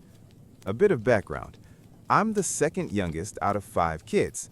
I have 2 older brothers and 1 older sister. Let's call her X. There's a 5-year age gap between us, so we never really had that close sisterly bond growing up. To her, I always felt more like an inconvenience. Anytime it was my turn to choose something, like a movie, she would get upset. Even back then, she had this strong need to control everything and everyone around her, and honestly, it only got worse with time. I'm about to turn 19, and X is now 24. Earlier this year, in June, her boyfriend, let's call him Y, proposed to her during a family beach day. He had set up this big romantic display with white letters made of rose petals before we even arrived. She was ecstatic and immediately said yes. My parents and siblings were all thrilled. Our youngest sibling is only 4, so he didn't really understand what was going on. And that's when the chaos started. From the moment she got engaged, X basically turned into a full-on dictator bride, with my mom backing her up. Here's a list of her rules. All bridesmaids must pay for their own dresses, a soft pink gown costing $300, plus shoes, hair, and makeup. Every bridesmaid must attend all pre-wedding events, including a spa bachelorette party, $800 per person, and a weekend trip to Toronto with a 2-night stay at the Fairmont, $1,000. Guests must pay a $150 deposit to attend the wedding banquet or they lose their spot. Gifts must come strictly from her registry. Anything else will be returned. Bridesmaids must visit a beauty salon every 6 weeks at their own expense to maintain perfect hair and skin for photos. Tattoos must be hidden. Dresses must cover the neck, wrists, and ankles. Only the bride is allowed visible tattoos or bright hair. Everyone else must keep natural hair or wear a wig, again at their own cost. Dresses are only available up to size 10. Anyone bigger has to lose weight. I'm a size 12, and she straight up called me fat and even gave me a keto diet book. No one, including vendors, is allowed to contact the bride or groom directly. Everything must go through the bridesmaids. She even created a shared wedding email and expects us to just know what's acceptable without asking. We're also expected to track guest payments and gifts, reminding people about deposits and monitoring what they plan to give. Talking about all of this out loud made me realize how insane the situation actually is. I'm seriously considering speaking to a therapist at my university and possibly moving into a dorm. I even called my aunt, who's also my godmother, and she told me straight up that my mom's behavior is just as concerning. She advised me to have a serious talk with my parents, not only about the wedding, but also about how they've always favored my sister. She also said she's ready to step in if things escalate. Some people pointed out that money plays a huge role in situations like this. If my sister doesn't come back down to reality, people like me simply won't be able to participate in her wedding. I tried explaining that to her, but she refuses to listen. The thing is, her fiancé earns over $120,000 a year in IT, and she makes around $100,000 as an accountant. They could easily afford all of this themselves. At that point, I told both my mom and my sister that I wouldn't be involved unless someone covered all my expenses. My mom keeps pretending everything is fine, but my sister is acting like a spoiled diva, and that approach clearly isn't working. Ironically, her fiancé is very calm, which is probably why they work as a couple. He's the only one who can actually calm her down. About the $150 entry fee, my family tried to convince me it's some kind of Italian tradition, but I found out that's completely false. I'll have to explain to my mom that I simply don't have that kind of money. Honestly, my sister could have just invited me as a regular guest. She already has 13 bridesmaids, 12 plus 1 maid of honor. The number comes from the groom's close group of 13 brothers from his class, which apparently means a lot to him. When I confronted my sister, she told me it was my responsibility as her sibling to save money for this. Meanwhile, my parents are already planning to spend around $100,000 on the wedding, so apparently giving me $2,000 for expenses is too much. I'm also starting university soon, which will cost around $177,000. Then I found out something shocking. My parents had actually set aside $25,000 for each of us kids. The deal was, once we turned 19 and started university, that money would be ours to use. My dad even confirmed it with bank statements. He was about to transfer my share to me. But after my sister got engaged, things changed. Apparently, she had told my mom she always felt like a neglected child. She's used that phrase before, and I think it really got to my mom. Feeling guilty, my mom decided she could redirect money from all the kids' accounts to fund the wedding. My two older brothers never use their money because the military covers their expenses, so that's $50,000. Add my sister's $25,000 and my $25,000, and suddenly there's $100,000 for her wedding. My mom decided since my education would cost $177,000 anyway, she could just take my $25,000. And of course, my sister pushed this idea. She knows exactly how to manipulate situations like this. There's also deeper history behind all of this. After I was born, my mom suffered severe postpartum depression and was hospitalized for 4 months. During that time, my dad had to take care of all of us, and a nanny looked after me. My sister, who was about 5 years old at the time, ended up getting the least attention, and she never forgot it. She didn't blame my mom, she blamed me. At one point, she even tried to suffocate me with a pillow. My mom stopped her in time, but the family later turned it into a funny story, probably as a coping mechanism. Growing up, she constantly used manipulation to get her way. At first, it was small things, toys, attention, but as she got older, it turned into bigger demands, like expensive trips, and now this wedding. This is also why I've always been closer to my dad than my mom. We actually had a somewhat normal relationship when I was around 12, but everything changed again when my mom got pregnant with our youngest sibling. That pregnancy wasn't planned, and somehow I became the target of my sister's resentment again. Update 2. Now for what actually happened. We finally had a serious conversation. I explained everything, how unfair it was, the financial pressure, and how it affected me. My dad completely lost it when he realized what was going on. He had no idea about the $100,000 plan. I showed him screenshots, especially where my mom kept saying, "Your father and I agreed," which wasn't true at all. We resolved the wedding issue. I'm not required to attend. Then my parents asked me to leave the room so they could talk privately. Later, my dad asked me why I never came to him earlier. Instead of answering directly, I showed him everything I had written. He was furious. He immediately called my sister and demanded she come home, but she refused, saying she was with her fiance's family.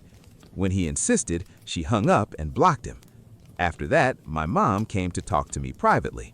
She opened up about her postpartum depression and things I had never known before. We managed to reconnect a bit. I asked her if my sister would agree to therapy, since she clearly believes those early childhood events affected her so deeply. My mom said she would try, but she can't force her. I told her that if my sister refuses therapy, I will cut contact with her completely. My dad reassured me that I would get my $25,000 and I don't have to attend the wedding. He even joked that since she's charging guests $150, she can fund her wedding that way. We also confirmed that the $150 tradition is completely fake.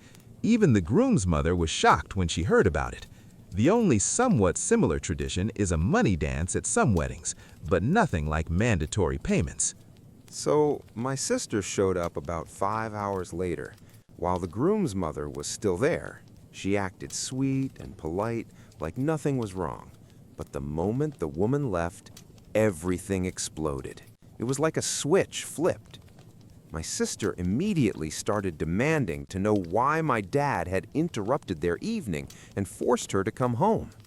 Dad didn't even try to be polite. He said he didn't care about their plans and told her to sit down.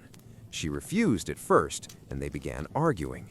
Eventually, she sat down, but only after Dad used a mix of pressure, financial threats, and even saying he would tell the groom's mother what she's really like, something her fiancé apparently hasn't fully seen yet. I was asked to leave the room again. From outside, I could hear shouting, accusations, and manipulation. My sister started threatening to cut off contact with the family or even prevent my parents from seeing their future grandchildren. She tried pushing my mom back into agreeing to the original $100,000 wedding plan, but this time, both my parents stood firm.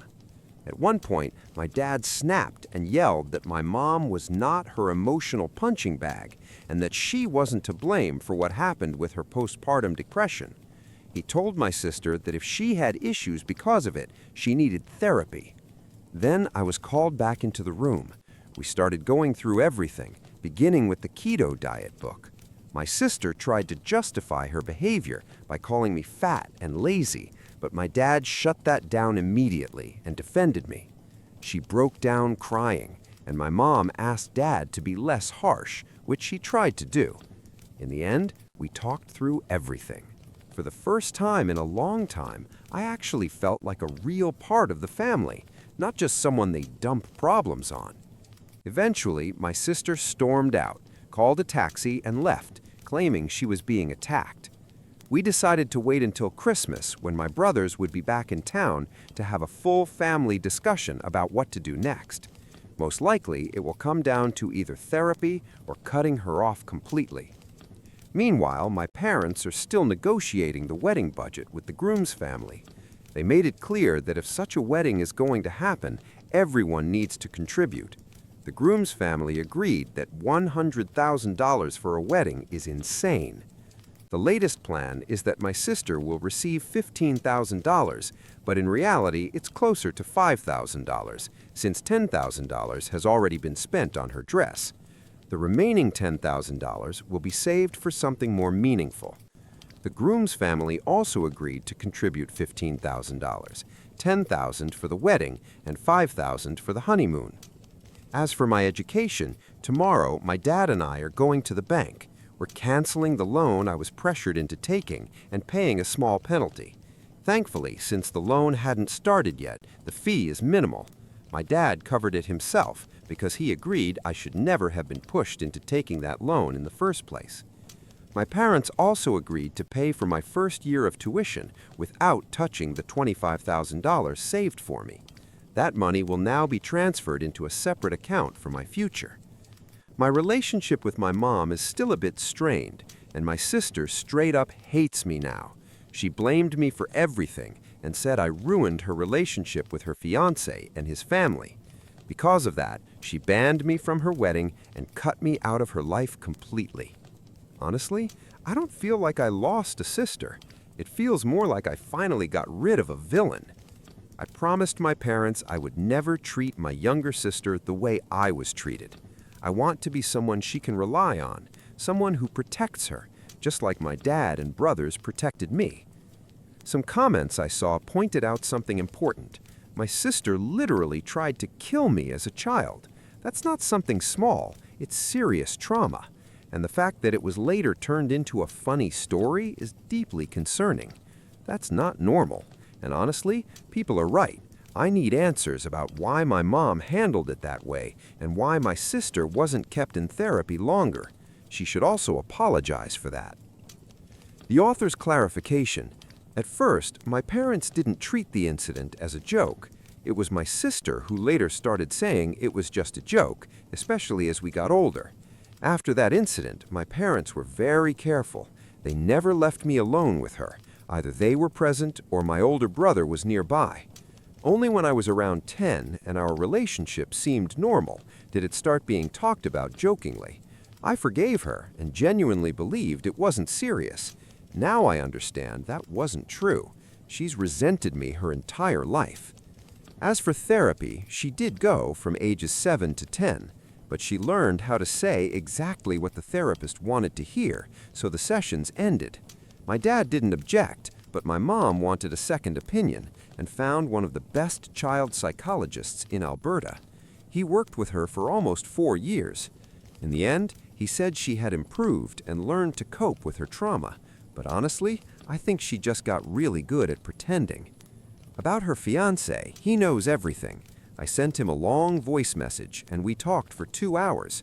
In the end, he didn't seem very surprised. Looking back, I think he already knew. He also shows some concerning traits himself. Some people asked whether my parents feel like they failed in raising her. I think they do, at least partly. She showed troubling behavior even as a child, pushing, biting, hurting other kids, but I believe the lack of attention from my mom in that critical period really affected her. My dad was busy with my brothers, the nanny focused on me, and an aunt helped with her, but she couldn't replace a mother. Even though things improved for a while, everything changed again when I was 12. That's when my sister told me directly that she hated me, and always had. Around that time, my mom got pregnant again, and my sister started acting out, taking her anger out on me, the house, even the dog. To better understand her, it's worth mentioning that she actually stole her fiancé from another girl she knew, just because she wanted him, without caring about the consequences. Some people suggested she might have borderline personality disorder. Psychologists usually wait until adulthood to diagnose it, hoping the person will outgrow certain behaviors.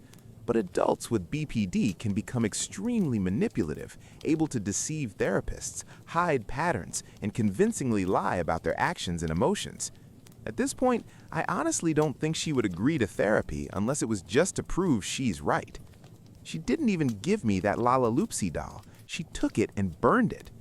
Cutting contact really seems like the best option when dealing with someone like this. Life becomes much calmer without constant drama and accusations. Therapy only works if the person actually wants to change, and people like her often don't.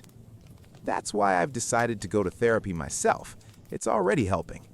Growing up in this kind of environment distorts your sense of what's normal, and only later do you realize how unhealthy it really was.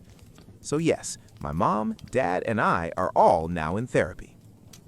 Update 3. 3 months later. Family therapy is actually going really well. My brothers were given leave and returned to Canada after being stationed abroad. Things are slowly improving, and my relationship with my mom is stronger than ever. It honestly feels like I have my best friend back. As for my sister, I have no real contact with her. A friend still follows her on social media, and she seems fine. The wedding was moved from December to November. She and her fiancé bought a house, and there are rumors she's pregnant. She has completely cut ties with us. Her fiancé's family has been spreading negative rumors about ours, but we're staying strong. On a brighter note, my older brother is getting married, and instead of losing a toxic sister, I'm gaining an amazing one. She's incredibly kind. She checks in on me, sends food when I'm down, and even asked me to be her bridesmaid. She's an only child, and her mom passed away, so it means a lot to her. I said yes. By next year, I'll officially have a new sister. I also started dating someone. He's in the army too. Apparently, that's my type now. He's very supportive, and things are going great so far. Update 4. After the wedding.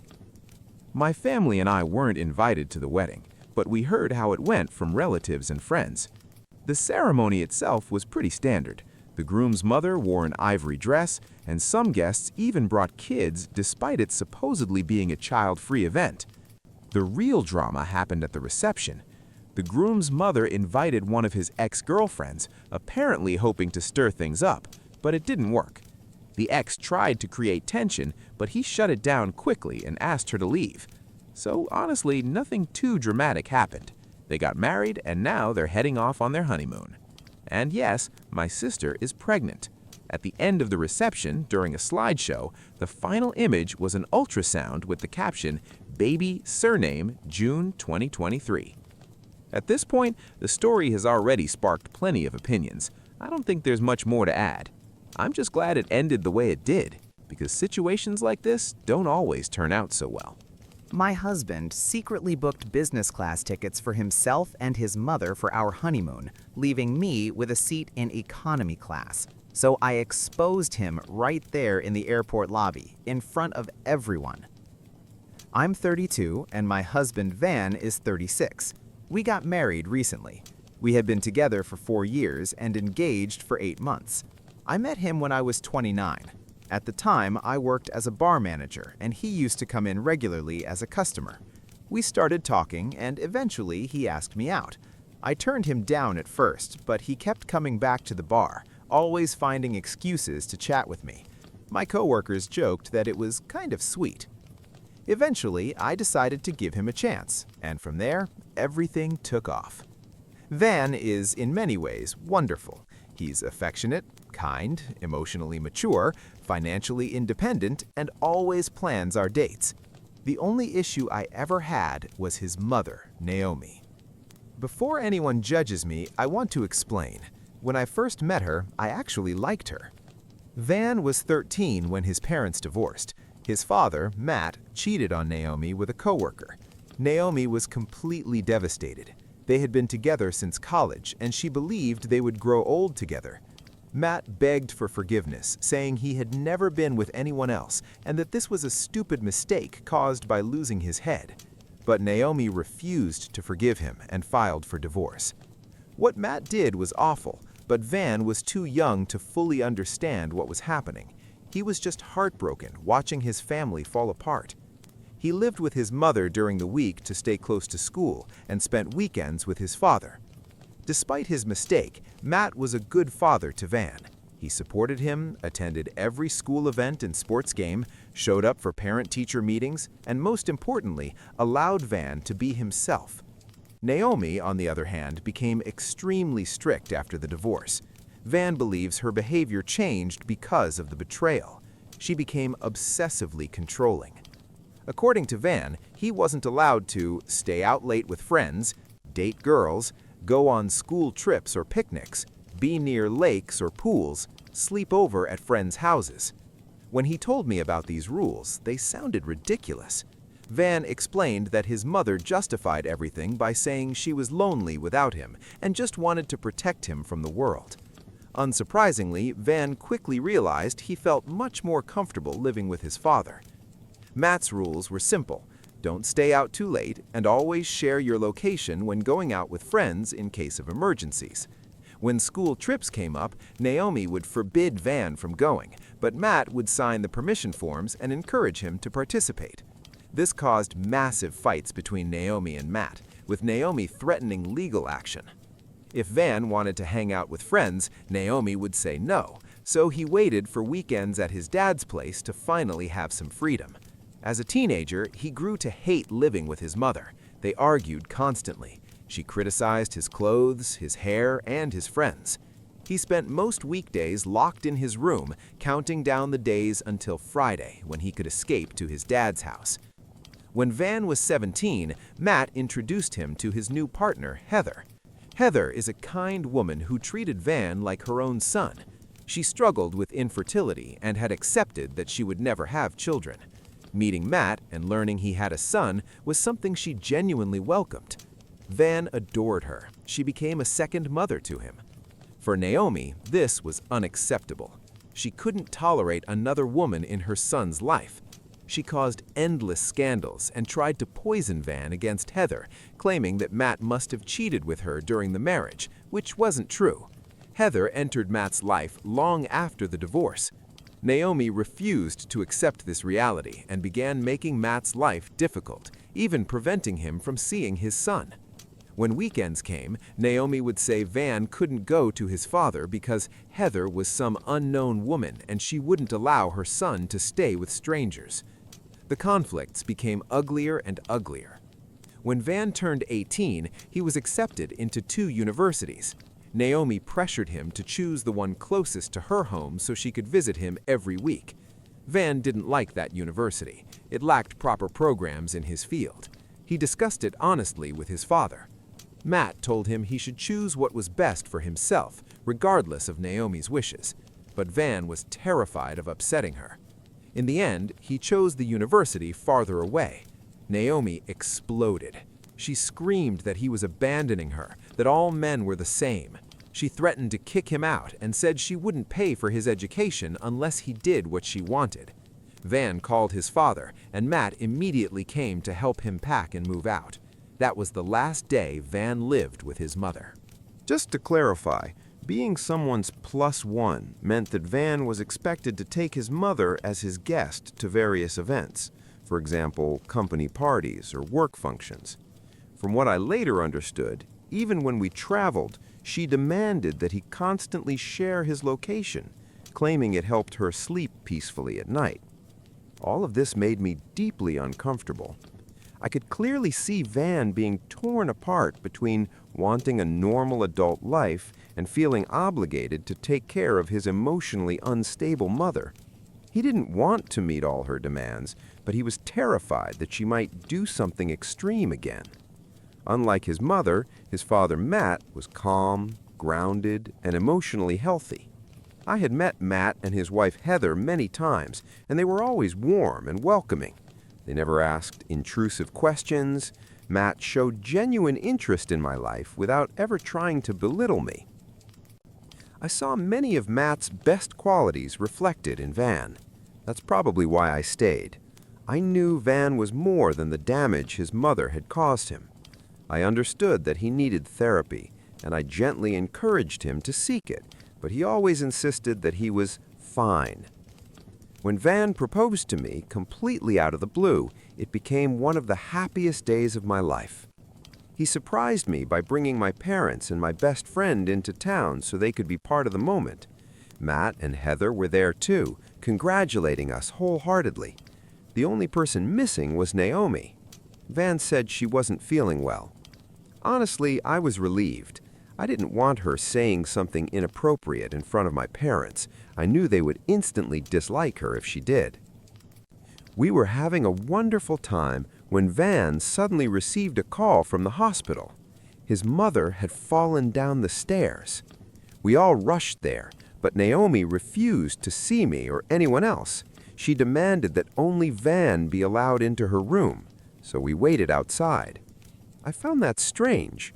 We were all there out of concern, but it didn't feel appropriate to say anything at the time. When Van came out, he said she would be fine. According to the doctor, she had a fracture and needed to stay overnight. Naomi wanted Van to stay with her. Matt immediately offered to stay instead, pointing out that she would be sleeping anyway and that Van should take me home. But Van refused. He said his mother wouldn't like that and he didn't want to upset her further. So we all went home. My parents and my friend helped me clean up afterward. Van booked them hotel rooms for the night, but they chose to stay with me instead. I think they could see how sad I was, that I wouldn't be spending the night with my fiancé on the very day he proposed. That should have been my first warning sign that things were only going to get worse. Wedding planning quickly turned into what Naomi wants. She interfered with my wedding dress, chose the flower girl, commented on Van's suit, controlled the guest list, the venue, almost every single detail. Van and I have long planned our honeymoon in Hawaii, but Naomi insisted that flying that far was unacceptable and that somewhere closer would be much better. That was when I finally tried to set a boundary. I told her calmly but firmly, no. Naomi was shocked and said it was disrespectful to speak to her that way. I replied honestly that the honeymoon was for Van and me, and the decision was ours. She immediately burst into tears, telling Van that I was excluding her, ignoring her, and pushing her out of his life. She accused me of trying to steal her son, which was absurd. I reminded her that I had already accepted her choice of officiant, venue, cake, and even the dresses for my bridesmaids. I had tried to accommodate her wishes wherever possible, but I would not allow her to dictate where we went on our honeymoon. Van was caught in the middle. He tried to talk to her, but she framed herself as a martyr, a mother sacrificing everything for her son. Later, I even sent her an apologetic message, knowing how much she meant to Van. Her reply chilled me. She said no woman would ever take her son away from her, and that I should know my place. I immediately showed the message to Van. He called his mother to confront her, but she accused me of trying to drive a wedge between them and insisted that he should always love and believe her more than me. I was deeply hurt. After the call, I told Van exactly how it made me feel. To his credit, he agreed. He reassured me that we would stick to our plan and go to Hawaii. I was relieved. It felt like Van was finally starting to set boundaries. I believed we could enjoy our honeymoon far away from her controlling presence. The wedding itself went smoothly, without major incidents. However, during the reception, my mother-in-law somehow managed to give a speech entirely about herself, emphasizing how much she had sacrificed in her life. It felt like a quiet attempt to reclaim attention even on our day. Still, I chose to focus on the positives. My parents, Matt, Heather, and our guests had a great time. We danced all night. I went to bed excited, knowing we were leaving for Hawaii the next day. On the morning of our honeymoon, I woke up in an amazing mood. Van and I headed to the airport, and I felt genuinely happy until we arrived. That's when I discovered that Van had booked himself a business class seat and me an economy seat. I was stunned. I would have happily paid for business class myself. Van had insisted on handling the travel arrangements, so I assumed we would be sitting together. When I asked him what was going on, he said he had found a great deal and upgraded his ticket, but there were no business class seats left for me. It didn't sit right with me. He wouldn't look me in the eye. He brushed it off, saying it wasn't a big deal, just a few hours. I told him that if it really didn't matter, then he could sit in economy while I took business class. He snapped. He accused me of being overly sensitive and said we'd see each other after landing.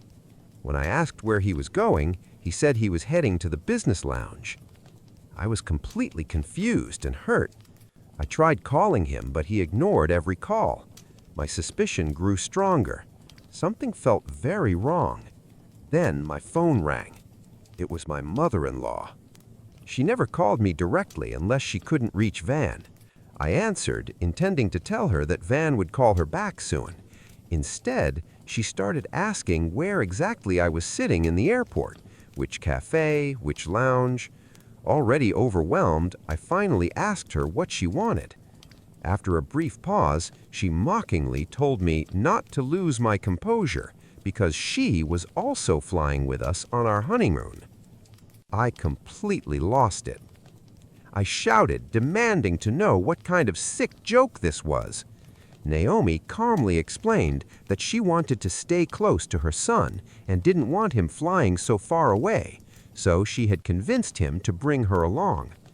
I hung up, furious, and marched straight to the business lounge.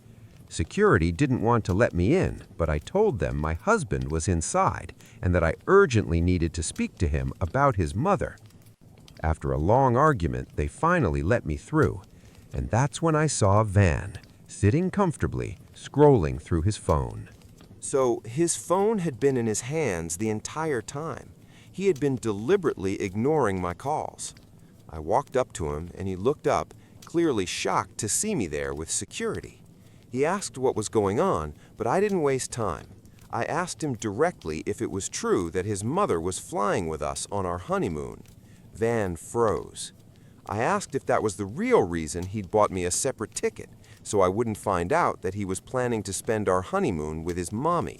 His face turned bright red. People around us started staring. Even the security guard seemed invested in the scene. That was when my mother-in-law walked into the lounge, scanning the room for Van. When she saw us, she stopped dead in her tracks. I told Van that she herself had told me everything. That's when he started stumbling through excuses. He said that originally he had booked economy tickets for just the two of us, but Naomi had cried and begged him, and in an attempt to keep everyone happy, he brought separate tickets and tried to hide it from me. He claimed he had booked her a completely different hotel and that she wouldn't bother us. Naomi stepped in, as she always did. She said I should be grateful that her son loved her so much and that it was no big deal if she came along. After all, she had never been so far away from her boy before. I was shaking with rage. If we hadn't been in an airport, I would have lost it completely. Instead, I raised my voice and told my husband that I was ashamed to be married to a child who couldn't go anywhere without his mother. I said he looked more like her husband than her son. Van whispered that I was embarrassing him in front of respectable people and that we could talk about it after landing. I laughed in his face. I told him to enjoy his honeymoon with his mommy because I was done. Both of them stared at me in shock as I walked away. I tore my tickets in half and called a taxi home. Van ended up not flying either. He came home later and started yelling at me, saying I had no right to speak to me like that and that he was only trying to do the right thing. He said his mother flew alone because she didn't want to lose her ticket. I locked myself in the bathroom and cried. I couldn't even look at him. All of this happened yesterday, and ever since then, I felt like I'm in a fog. I know with painful clarity that our marriage is over. He hasn't apologized. He barely speaks to me. And it hurts. Leaving a marriage is a massive step, especially when just 3 days ago I believed I would spend my entire life with him.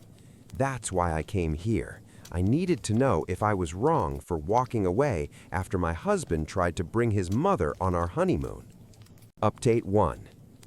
I'm overwhelmed by the support I received. Hundreds of comments and private messages. When I wrote my post, I never expected so many strangers to care. After reading everything, I agree with those who said I needed to have one final, honest conversation with my husband. If he continues to side with his mother, I will have no choice but to end this marriage. I can't spend my entire life fighting this. Naomi clearly doesn't care about us, considering she still flew to Hawaii alone, fully aware that all of this chaos was caused by her.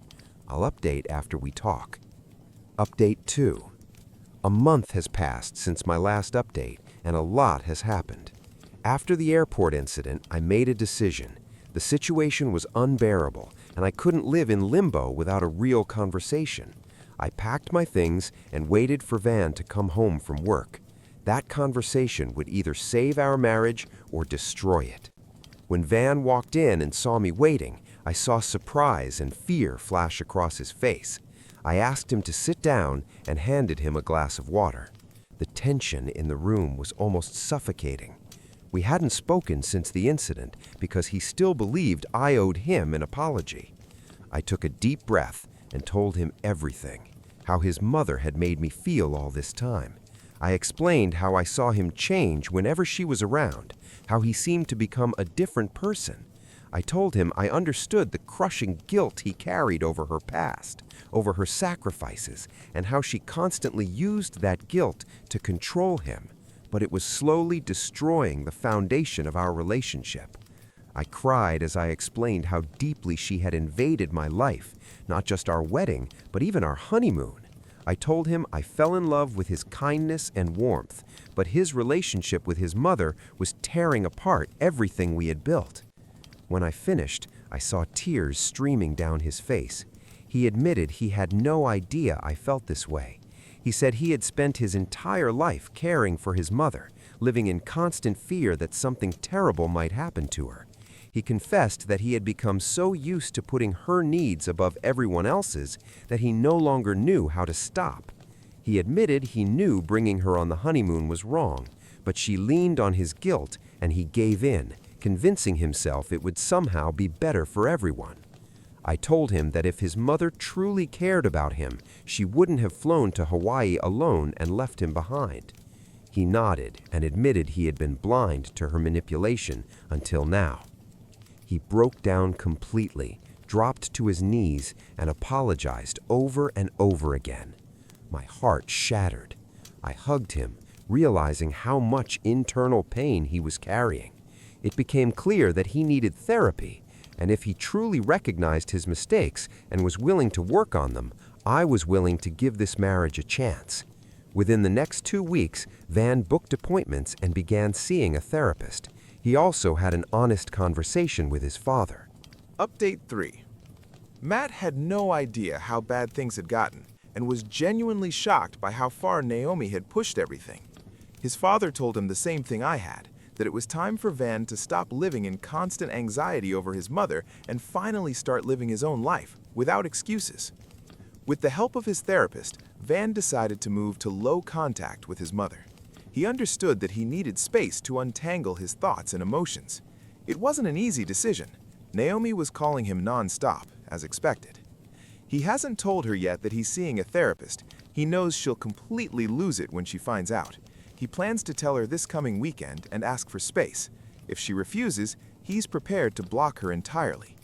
Overall, I see this as real progress and a necessary step toward healing our relationship. I know the road ahead won't be easy, but for the first time, I feel like we're moving in the right direction. Update 4, 3 months later. It's been 3 months since my last update, and I want to thank everyone who followed my story and supported me. The past few months have been an emotional roller coaster, and the encouragement from this community meant more to me than I can express. First of all, Van did talk to his mother after working through things in therapy. As expected, it went terribly. She unleashed a torrent of accusations, screaming that I had stolen him from her. She demanded that he divorce me, insisting that I was the cause of all the problems and that everything had been perfect before I came into his life. But this time, Van finally stood his ground. He firmly told her that he would no longer tolerate her manipulation. He made it clear that she had to respect our marriage and our private life. Then he made a difficult but decisive choice. He blocked her number. I did the same. It was necessary for our mental health and for the survival of our relationship. Of course, Naomi began telling anyone who would listen that her son had abandoned her and that she had been treated horribly. Gossip and rumors reached us through relatives and mutual acquaintances, but we stayed focused on our own lives. Matt, Van's father, played an important role during this time.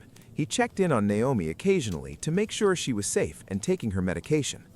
After cutting contact with his mother, Van's condition noticeably improved. The constant cloud of anxiety and guilt that had followed him for years finally lifted. We started going on dates again, uninterrupted by endless phone calls. We were finally able to just enjoy each other. As for our honeymoon, Van wanted to make things right. He surprised me with a trip to Hawaii. This time, we both flew business class, and we had the calm, romantic vacation we had originally dreamed of. It was a beautiful trip, one that helped us reconnect and create a positive memory where there had once been so much pain. Overall, I feel happy and optimistic about our future, despite everything we've been through. My husband's growth and the effort he's putting into our relationship are impossible to miss. If anything new happens, I'll be sure to post another update.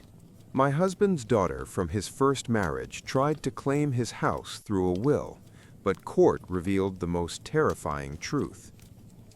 I'm 45 years old. I've been married to my husband, Michael, for 10 years now. He's 50. We were both in our early 30s when we first met at a local art gallery. We were standing in front of the same painting and started talking about it. It felt like instant connection, the kind where you feel like you've known someone your whole life. Michael asked me out, and the more time we spent together, the deeper that feeling became. I'm the oldest of 3 children. My family never had much money. We survived, but luxuries were rare. Fast food was something we only had on birthdays. Our father taught us early on that hard work was the only way forward. I studied relentlessly, worked my way into college on my own, and even modeled part-time to support myself. By graduation, I had no student debt. I kept climbing professionally and was working as a junior lawyer when Michael and I met. Michael's background was very different. His family was financially comfortable. His father had a well-paid position with strong benefits, so money was never a concern for them. His parents paid for his college, and thanks to his father's influence, Michael landed an internship at the same company. From there, he built his own career through genuine effort and dedication. Despite our different upbringings, we bonded deeply over a shared love of art and music. That's what brought us together. Michael has a daughter from his previous marriage, Candace. From the very beginning, she disliked me. She was distant, cold, and avoided conversations whenever we were in the same room. It felt like she blamed me for her parents' divorce, even though I met Michael long after it was finalized. I understood her pain and tried to give her time and space. For context, Michael and his ex-wife, Amelia, were married only 3 years. They met in college and married young.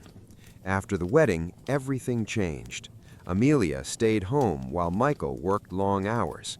One day, Michael returned early from a business trip and found Amelia in bed with his best friend, Tom. In a single moment, he lost both his marriage and his closest friendship. Devastated, Michael filed for divorce. The process was brutal. Amelia fought aggressively to keep the house, even though it legally belonged to Michael. The conflict escalated into a bitter custody battle over Candace. Because of Amelia's infidelity, the court ruled against her claim to the house, but granted shared custody so Candace could maintain a relationship with both parents. Amelia never forgave losing the house. Over the years, she filled Candace's head with resentment toward her father. Michael chose not to tell his daughter about her mother's affair, trying to protect her from the truth. I learned all of this early in our relationship. Michael wanted complete honesty, and I respected that deeply. At one point, Michael invited Candace to join us on a trip to Africa, hoping it would help us bond. I truly believed it might change things. Unfortunately, it was a disaster. Candace was hostile the entire trip. She snapped at me constantly, had angry outbursts, and hurled insults whenever I got close to Michael. She called me a gold digger more than once. Michael scolded her, but she only smirked, making it clear she had no intention of accepting me. Despite everything, our love was strong. After a whirlwind romance, we got married. It was a small ceremony with close friends and family. Candace and Amelia were invited. Neither showed up. The first years of our marriage were wonderful. We traveled often and focused on our careers. I loved my job and had no intention of giving it up. Amelia moved in with Tom after the divorce. Candace lived in an apartment Michael had bought for her and worked as a social media manager at a reputable company. 3 years into our marriage, we welcomed our son, Nick. My pregnancy was difficult, and Candace made it worse. Whenever Michael wasn't around, she made cruel comments about my weight and appearance. She told me Michael would leave me because I was fat and disgusting now. It shattered me. When I finally told Michael, he immediately stopped allowing Candace to visit our home. From then on, they only met in public places to protect my well-being. After Nick was born, we were overjoyed. I chose to return to work after maternity leave, and we hired a nanny to help. Financially, we were comfortable, but my independence meant deeply to me. Candace's hostility only grew after Nick's birth. At family gatherings, she would criticize him, mock him, and intentionally upset him until he ran to us in tears. I could tolerate her hatred toward me, but not toward my child. I banned her from our home entirely, and we stopped hosting family events. As we grew older, Michael and I began thinking seriously about the future. We decided to draft wills to put everything in order. Michael had already bought Candace an apartment, so he named me and our son as beneficiaries of the family home. Candace would receive his savings, investments, and remaining assets. I had my own assets, which I planned to leave entirely to Nick. We both felt this was fair and ensured our son's stability. When Amelia and Candace found out about the will, all hell broke loose. I don't know who told them, maybe Michael, maybe his parents, but their reaction was explosive. Amelia called Michael, demanding the house, claiming she was his first wife and deserved it. Michael refused. He reminded her that he paid child support, covered Candace's education, bought her an apartment, and would continue supporting her, but the house was meant for his son. Furious, Amelia sent me a long message filled with insults and threats. I showed it to Michael. He told me not to respond and to block her immediately. The next day, Candace showed up at our door, visibly upset. I knew exactly why she was there. To avoid exposing Nick to conflict, I arranged for my parents to pick him up. Once we were alone, Candace made her demand clear. She insisted that Nick and I give up the house because as Michael's first child, she believed it was rightfully hers. Despite my anger, I stayed silent and let Michael speak. He calmly told her that he had always provided for her and always would. Michael assured Candace that he intended to leave her his savings. However, he also had a responsibility toward me and our son. As his wife, securing the family home for us was his way of ensuring our safety and stability. Candace immediately shifted the blame onto me, claiming that I should be the one to do the right thing. I calmly stated that I fully supported my husband's decision, which only made her angrier. She raised her voice and threatened to take me to court. At that point, I had no desire to escalate the conflict and asked her to leave us alone. As expected, a few weeks later, I received a court summons. Candace and Amelia had filed a lawsuit against me over the property. The claim stated that I had married Michael for his money and manipulated him into leaving me the family home. Michael and I consulted our lawyer, who confidently told us that neither Candace nor Amelia had any solid legal standing. Still, despite his reassurance, I couldn't shake my anxiety, especially because I didn't want our son dragged into this mess. As the court date approached, the tension in our home became unbearable. In court, Amelia's lawyer was relentless. He tried to argue that Michael was obligated to prioritize his firstborn daughter above everyone else. They pushed for a full jury trial to determine ownership of the house. Because we lived in Colorado, a jury trial was indeed required, making everything far more complicated. The looming trial kept Michael and me under constant stress. Amelia's legal team played dirty, digging into our past, searching for anything they could twist against us. Our lawyer did his best, but the pressure was overwhelming. Then something completely unexpected happened. Tom, the same man Michael had caught Amelia cheating with years ago, contacted us and insisted on meeting.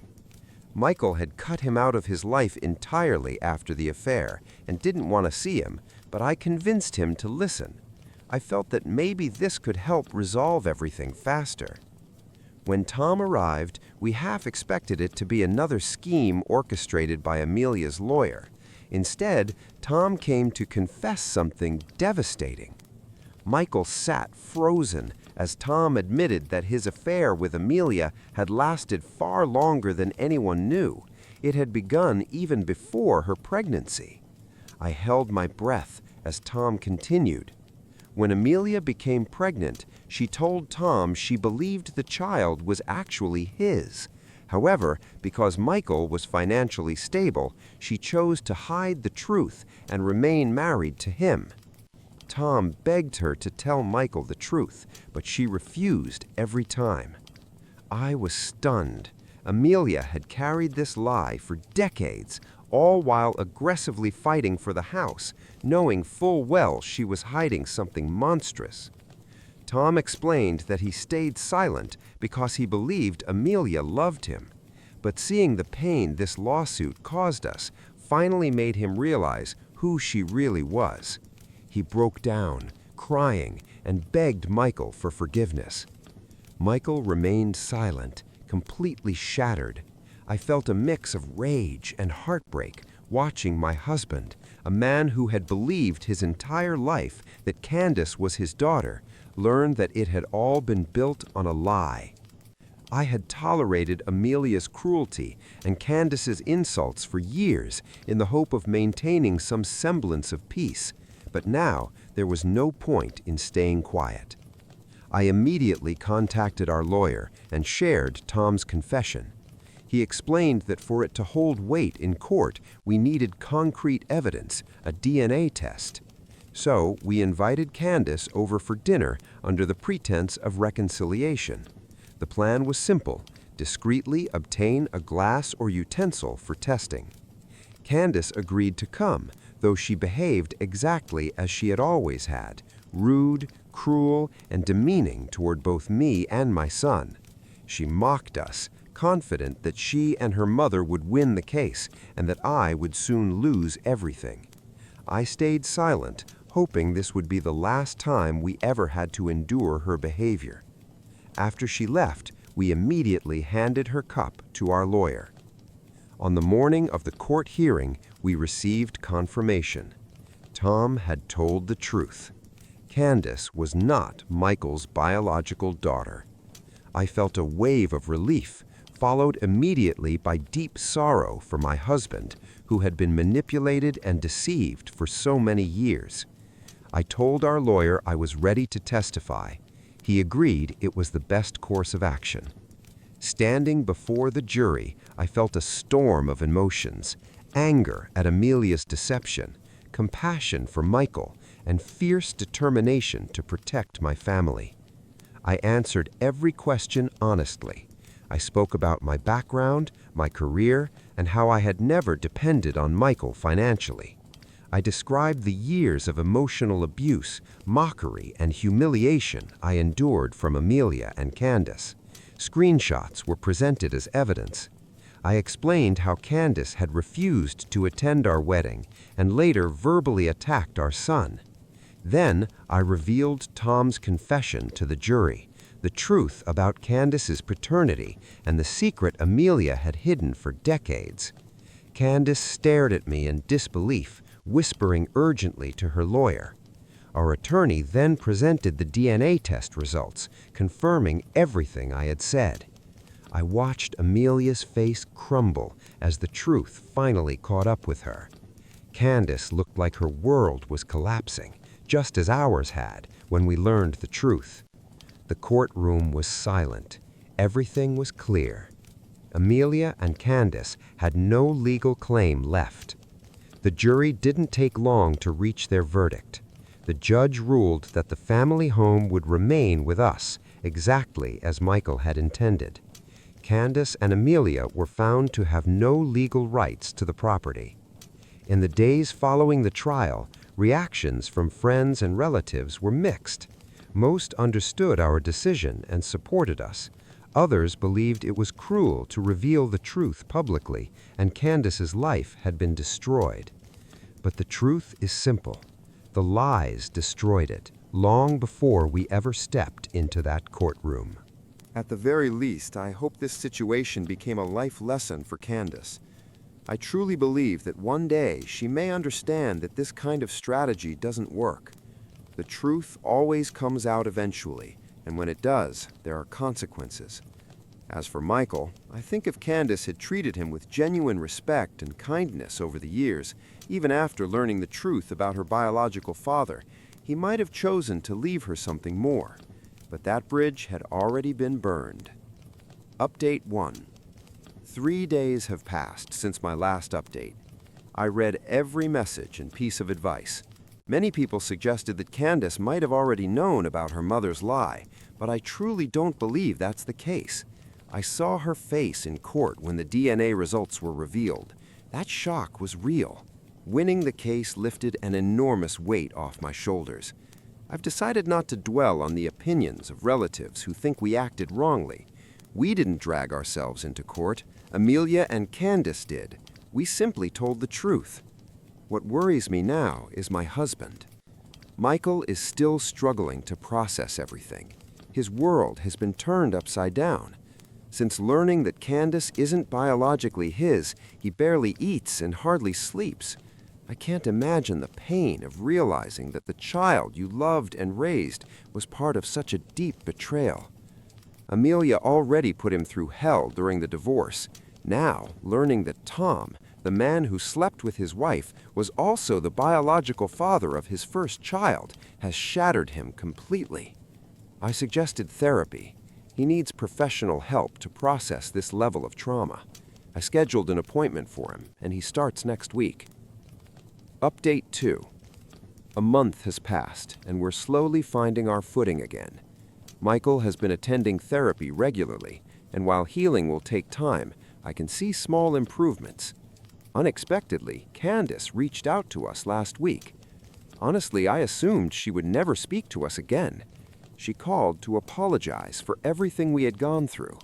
I wasn't sure whether it was genuine remorse or simply anger toward her mother, but I chose not to interrogate her intentions. She admitted she had always been jealous of me, believing that I had taken her father away. She confessed she hated me, something I already knew.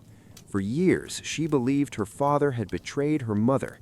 But during the trial, when the truth came out, and it became clear that Amelia was the one who cheated, Candace realized she had been living a lie her entire life. She begged Michael not to leave her. He told her that regardless of biology, he would always be her father. That broke her completely. She cried harder than I had ever seen. She also apologized to me for how she treated me and said she hoped I could forgive her someday. I didn't pretend everything was suddenly fine. It wasn't. I told her honestly that I needed time before I could even think about being in the same room with her. Right now, my priority is my own family, my husband and my son. During the court battle, my child didn't get the attention he deserved. I'm planning a quiet family vacation to help us heal and reconnect. If anything else happens, I'll update again. Update 3. 3 months passed with no contact from Amelia until she showed up at our door. I hesitated to let her in, but I didn't want a public scene with neighbors listening. We made it clear that any outburst would result in the police being called. She came in tears. Tom had left her. He told her to move out by the end of the month and made it clear he no longer wanted to marry her. She had nowhere to go. She wanted to move in with Candace, who had absolutely refused. We learned that after the trial, Candace completely cut off contact with her mother, blaming her for years of manipulation and lies. Amelia came to us, hoping we would convince Candace to let her stay. Before I could even respond, Michael finally snapped. For the first time, I saw him truly lose his composure.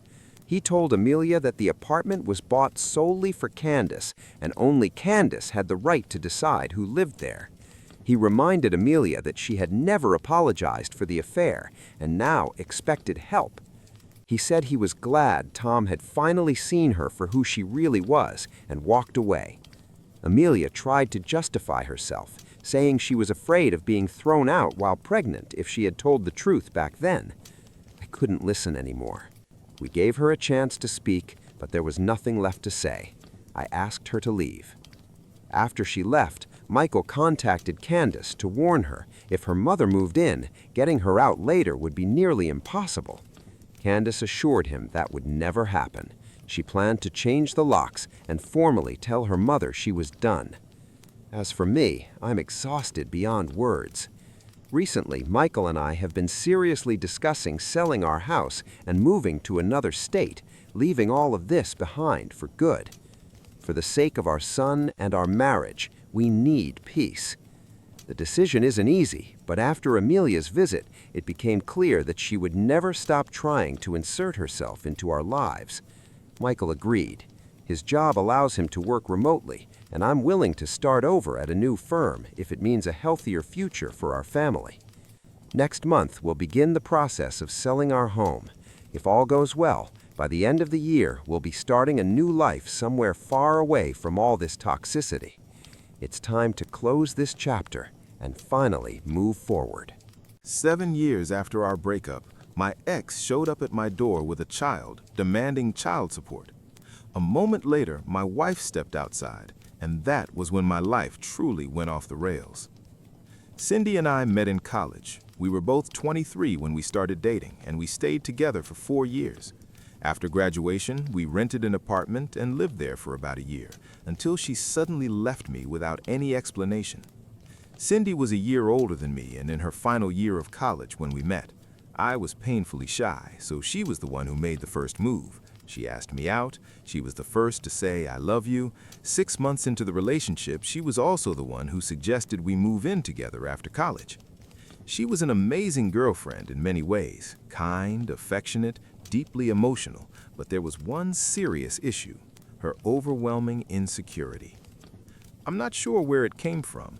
Maybe it was because I rarely initiated things in the relationship, or maybe it was something deeper, but she was constantly jealous and suspicious. She hated it whenever I talked to other women, no matter who they were. After a few arguments, I stopped talking to all my female friends. Cindy mattered more to me than any friendship. I cut off not only friends from college, but also girls I'd known since high school, people I'd been close to for over 5 years. Today, I'm back in touch with them. Cindy is no longer part of my life, and my wife has no problem with me having friends of any gender. But back then, I was only allowed to spend time with guys, and even that was restricted. Cindy didn't allow boys' nights, convinced they were just excuses to go drinking, get drunk, and hook up with someone.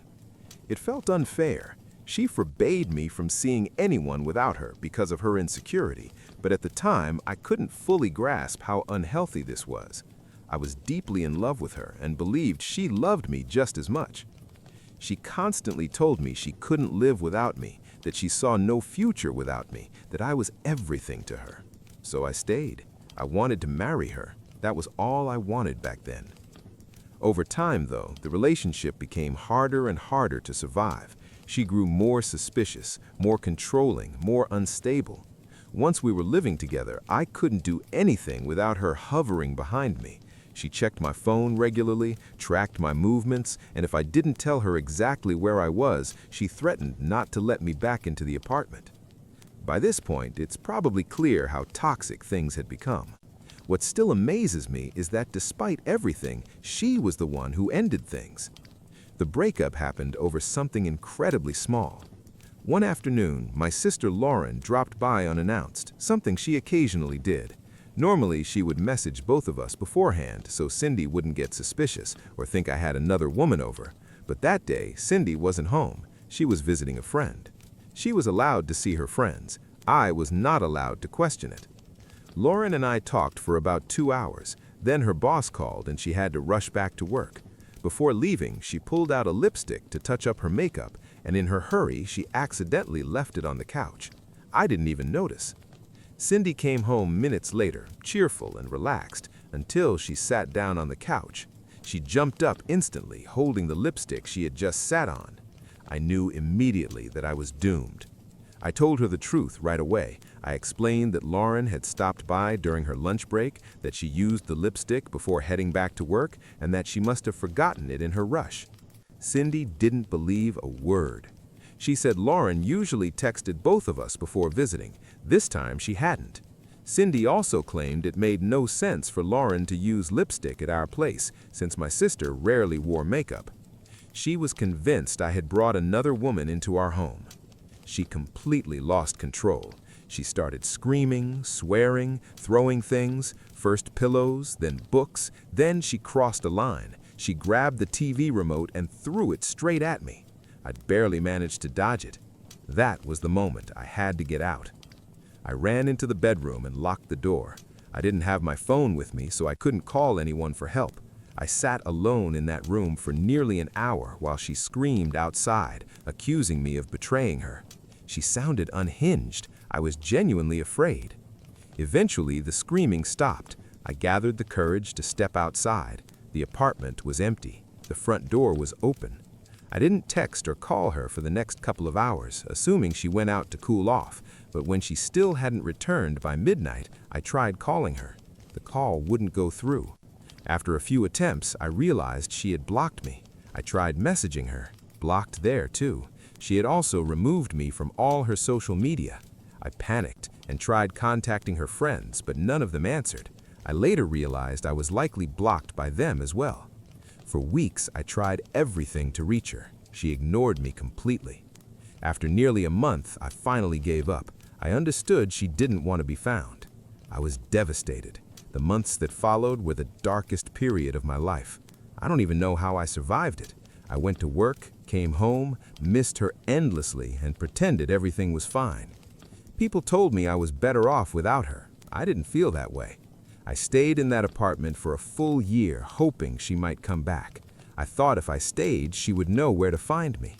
When I finally moved out, I buried the last hope of ever seeing her again. We never got closure.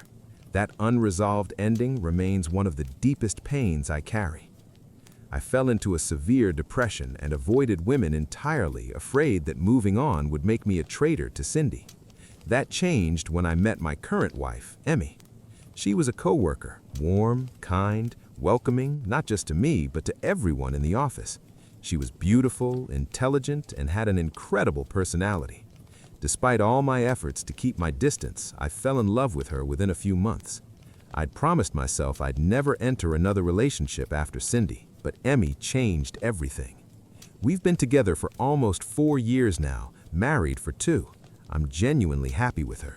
And until recently, I'd almost completely forgotten about Cindy, until the day she suddenly reappeared in my life. 7 years had passed since our breakup, or more accurately, since the moment she erased me from her life as if I had never mattered, all because of a ridiculous argument. Last weekend, my wife and I were simply relaxing at home when someone suddenly rang the doorbell.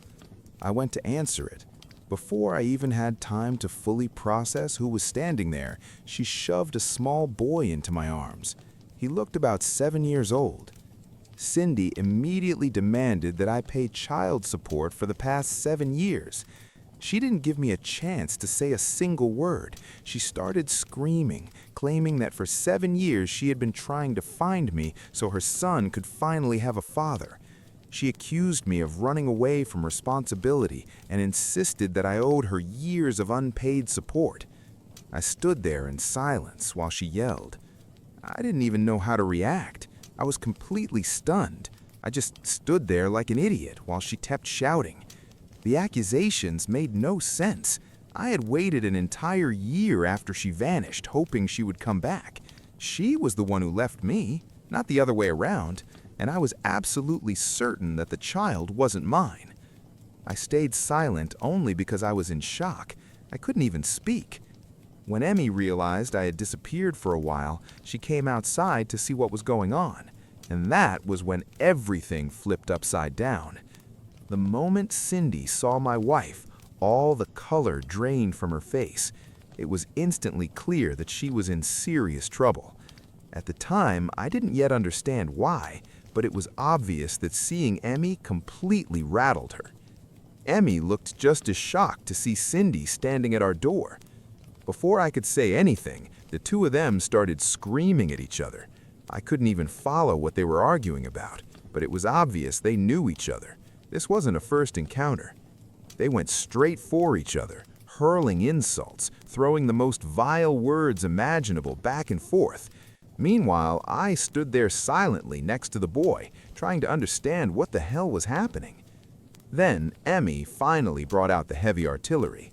She told Cindy that if she didn't leave immediately, she was calling the police. That clearly wasn't an option Cindy wanted.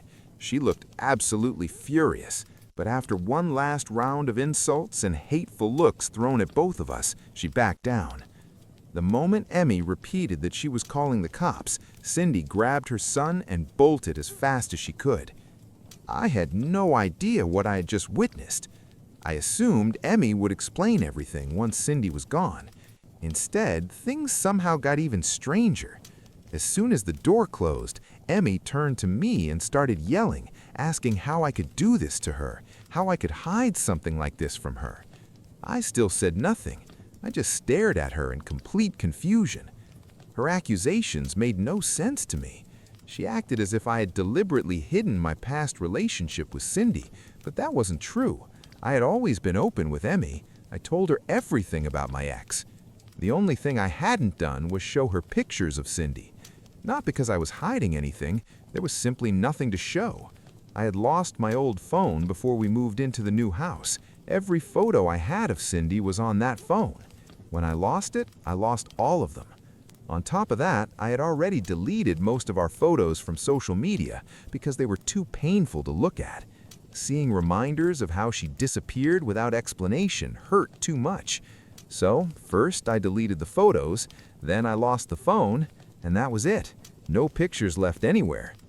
I never tried to recover them. Honestly, I thought it was for the best. Fewer reminders. A few group photos still existed on my friends' accounts, but I asked them to remove those too. I didn't want to see myself with her. If Emmy had ever asked to see what Cindy looked like, I would have shown her whatever I could find. But she never asked, and digging through other people's albums for old photos felt pointless, especially since Emmy never showed any interest. So she never saw Cindy's face. After everything that happened, Emmy said she needed to go stay with her parents for a while, to cool off, sort through her feelings, and maybe come back later. I begged her to stay, but she left anyway. She said she couldn't be in the same space with me right now and needed time alone to process everything. I didn't even fully understand what she meant. She didn't explain. The whole situation felt like déjà vu, like history repeating itself, just like with Cindy. I was completely crushed. The next day, I finally forced myself to start making calls, trying to understand what was really going on. I called her parents first. They immediately attacked me, saying I should have told them about Cindy beforehand and not let everything explode like this. They tore into me, and then hung up without giving me any real answers. Desperate, I called Emmy's older sister. She was the only person left who might explain something. I was lost, and she was my last hope. When she answered, I told her everything that had happened. That was when I finally learned the truth. Cindy and Emmy were cousins. Cindy's real name was Cynthia. The names I'm using here aren't their real ones, and I never called her that myself, which is why Emmy never made the connection. Apparently, Cindy had always been cruel and had been tormenting Emmy since childhood. Their relationship had been strained for years, but everything completely collapsed on Emmy's 18th birthday. Cindy slept with Emmy's boyfriend, the one she had been dating for nearly 3 years. The entire family exploded. Emmy's mother, who was Cindy's mother's sister, caused a massive scandal over Cindy's behavior. Naturally, each side defended their own child, and the families completely cut contact after that. But it didn't end there. Cindy continued to harass Emmy by spreading disgusting rumors about her online. Things escalated so badly that the parents had to intervene again. Only then did Cindy finally leave Emmy alone, and only because her parents forced her to. The cousins never spoke again, until they met again because of me. After that conversation, everything finally made sense. I understood why Emmy lost control when she saw Cindy on our doorstep. Seeing her, or Cynthia as Emmy knew her, dragged painful memories back to the surface for both of us. I spoke to Emmy after that call. Her sister had clearly spoken to her as well, because for the first time, Emmy finally answered my call. Until then, she had been rejecting every one. I told her I understood why she reacted the way she did, but I also told her the truth, that she never asked, never shown any interest in Cindy, and that I never meant to hide anything from her. That made complete sense to me. All of that was in the past, and she was my future. If she had asked me even once about Cindy, I would have shown her a photo immediately, and all of this would have been resolved long ago. I tried to calmly explain my point of view, but for some reason she still believed I was at fault, that I should have talked more about my past relationship. According to her, if I had done that, she might have asked questions herself, and we would have discovered everything earlier. I honestly didn't understand what exactly I had done wrong, and I told her that. That only made things worse. She became even angrier and stopped talking to me, calling me stupid and self-absorbed before hanging up. She said she had gone through hell because of Cindy and expected me to understand that. I replied that I had gone through hell with her too, but I didn't see Emmy trying to understand me. That seemed to hit a nerve. She snapped, "Fine, you win the contest for having the worst ex," and ended the call. Since then, she hasn't answered my calls or messages. I feel like I completely screwed everything up. My wife doesn't lose her temper easily, so it was obvious this was a deeply painful and sensitive subject for her. But damn it, it was painful for me too. Putting all the blame on me alone felt unfair, especially when I genuinely didn't understand what I was supposed to have done differently. The only thing I was grateful for was that Cindy hadn't shown up again. If she kept inserting herself into my life, this mess would only get worse. Update 1. First of all, thank you to everyone who shared advice and thoughts. I truly appreciated every response. For those who asked whether my wife had ever mentioned being bullied in the past, no, she hadn't. She never talked about her childhood. I only learned about it after speaking with her sister. Even though I knew this wasn't technically my fault, I decided to take initiative and go to my wife's parents' house. I wanted to save our relationship. I understood that if I wanted to be with Emmy, I had to try to fix things, even if I wasn't the one who caused them. Because we're supposed to fight the problem together, not each other. Yesterday, after almost a week of silence, I finally went to see her.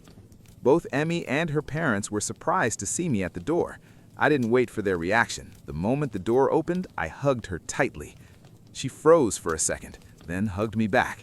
We stood there like that for several minutes without saying a word. The past week had been brutal for both of us, and we both realized that more than anything, we just wanted to be together. Who was right and who was wrong no longer mattered. As soon as I let go, she apologized and broke down crying. She admitted she had genuinely thought she'd lost me forever because of her outburst after Cindy's visit and the way she behaved afterwards. She admitted she acted irrationally and unfairly, apologizing over and over. Her parents and I comforted her while she cried. It meant a lot to see that she recognized she hadn't been fair to me. At the same time, I felt guilty for not coming to see her sooner, because that delay was what finally pushed her over the edge. After we talked everything through, she packed her things and came home with me. We're back together now. I can't say everything is completely back to normal, but we're working on it. We're slowly unpacking everything that happened over the past week, including Cindy's visit. And we still needed to figure out why she showed up in the first place. Update 2. We finally learned why Cindy came to our house. No surprises, she wanted money. She made that clear immediately by demanding child support for a child I had absolutely no connection to, emotionally or biologically. Emmy and her sister made several calls to figure out what was really going on, since the families hadn't spoken in years. They confirmed what I already knew: the child is not mine. Apparently, she had been seeing another man for years. I strongly suspect she was cheating on me during the final months of our relationship. I don't have proof, but everything lines up. She dumped me on the most ridiculous excuse and erased me from my life like I never existed. It makes perfect sense that she already had someone else lined up. Most likely, she was already pregnant when she left me and just needed a reason to disappear. The incident of my sister was the perfect excuse. Many of her relatives knew about the other man, but I was forbidden from communicating with her family unless Cindy herself was present, so I knew nothing and never would have if she hadn't made the massive mistake of showing up at my house trying to pressure me into giving me money. It turned out the man she was with left her a few months ago. She had quit her job when she got involved with him and had no savings after giving birth. When he disappeared, she was left with nothing. He did exactly what she had done to me, vanished without explanation. Now she's barely scraping by.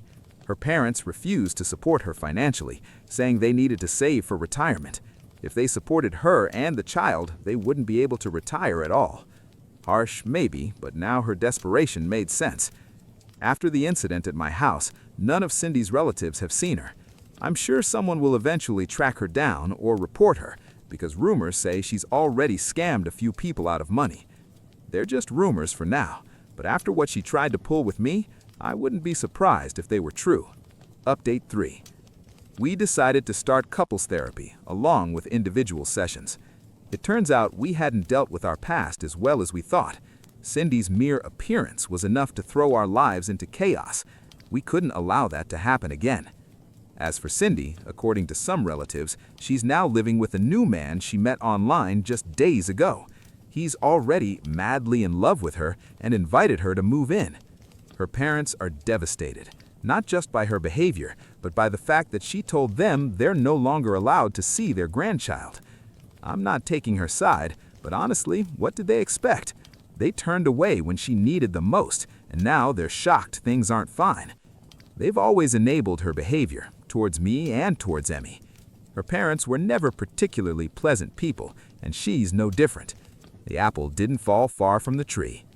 What truly breaks my heart is that a child is the one paying the price for all her terrible decisions. That's where this story ends. Hi everyone. I turned 18 just a few days ago, and for my birthday, my dad surprised me with something incredible. My very first international trip to India, just the two of us. This trip was supposed to be something really special for so many reasons. My mom passed away when I was only 6. To cope with the loss, my dad and I used to watch Indian movies together all the time. They were colorful, uplifting, and helped brighten even the darkest days. That's how I fell in love with Indian culture. My mom loved those films too. She even had a collection of traditional Indian outfits, even though she never actually got to visit India herself. Before she died, she and my dad promised we'd go there as a family one day. Sadly, she passed away from a sudden brain aneurysm in her sleep before we could make that dream come true. She was only 32. After her death, it was just me and Dad. Watching movies together became our little ritual to keep her memory alive and stay close. Over the years, it made our bond stronger than ever. I know Mom would be proud of us today. That's why India has always held such a deep emotional meaning for both of us. It's not just a trip, it's a promise finally coming true. When Dad revealed at my birthday party that he'd booked the trip, I was ecstatic. I couldn't stop smiling. But not everyone was happy for me. My stepmom, Susan, and her daughter, Nadia, 17, looked like someone had slapped them. And sure enough, after the guests left, I overheard them arguing with my dad. From what I caught, Susan thought he should have postponed the trip so we could all go as a family. Honestly, I was relieved that it would just be the two of us. I don't get along with Susan or Nadia at all, and past family vacations with them were a nightmare. I couldn't imagine them ruining this one too, especially since it meant so much to me emotionally. Luckily, they had their own reasons not to join anyway. Nadia had her final exams and upcoming graduation, and Susan was tied up with an important project at work. Still, I can't help but feel Dad timed things perfectly so it could be just us, even if he'll never admit it. Susan and Nadia came into my life about 5 years ago. At first, everything seemed fine. They acted friendly enough while Dad was just dating Susan. But once he married her 2 years ago, things shifted. Their attitude toward me became cold and strange for no reason I could figure out. I hadn't done anything differently, yet suddenly I was treated like an outsider in my own home. And now, well, let's just say their jealousy hit a whole new level. Things were already bad with my stepmom and stepsister, but what they did before my trip crossed every line. I was never close with Susan or Nadia, but at least in the beginning our relationship was civil and polite. That all changed after Dad married Susan. Suddenly, she started treating me like dirt, and Nadia copied every move her mother made. They'd talk down to me, make nasty little remarks, and act cruel, but only when Dad wasn't around. The moment he walked into the room, they'd flip the switch and turn into sweet, smiling angels.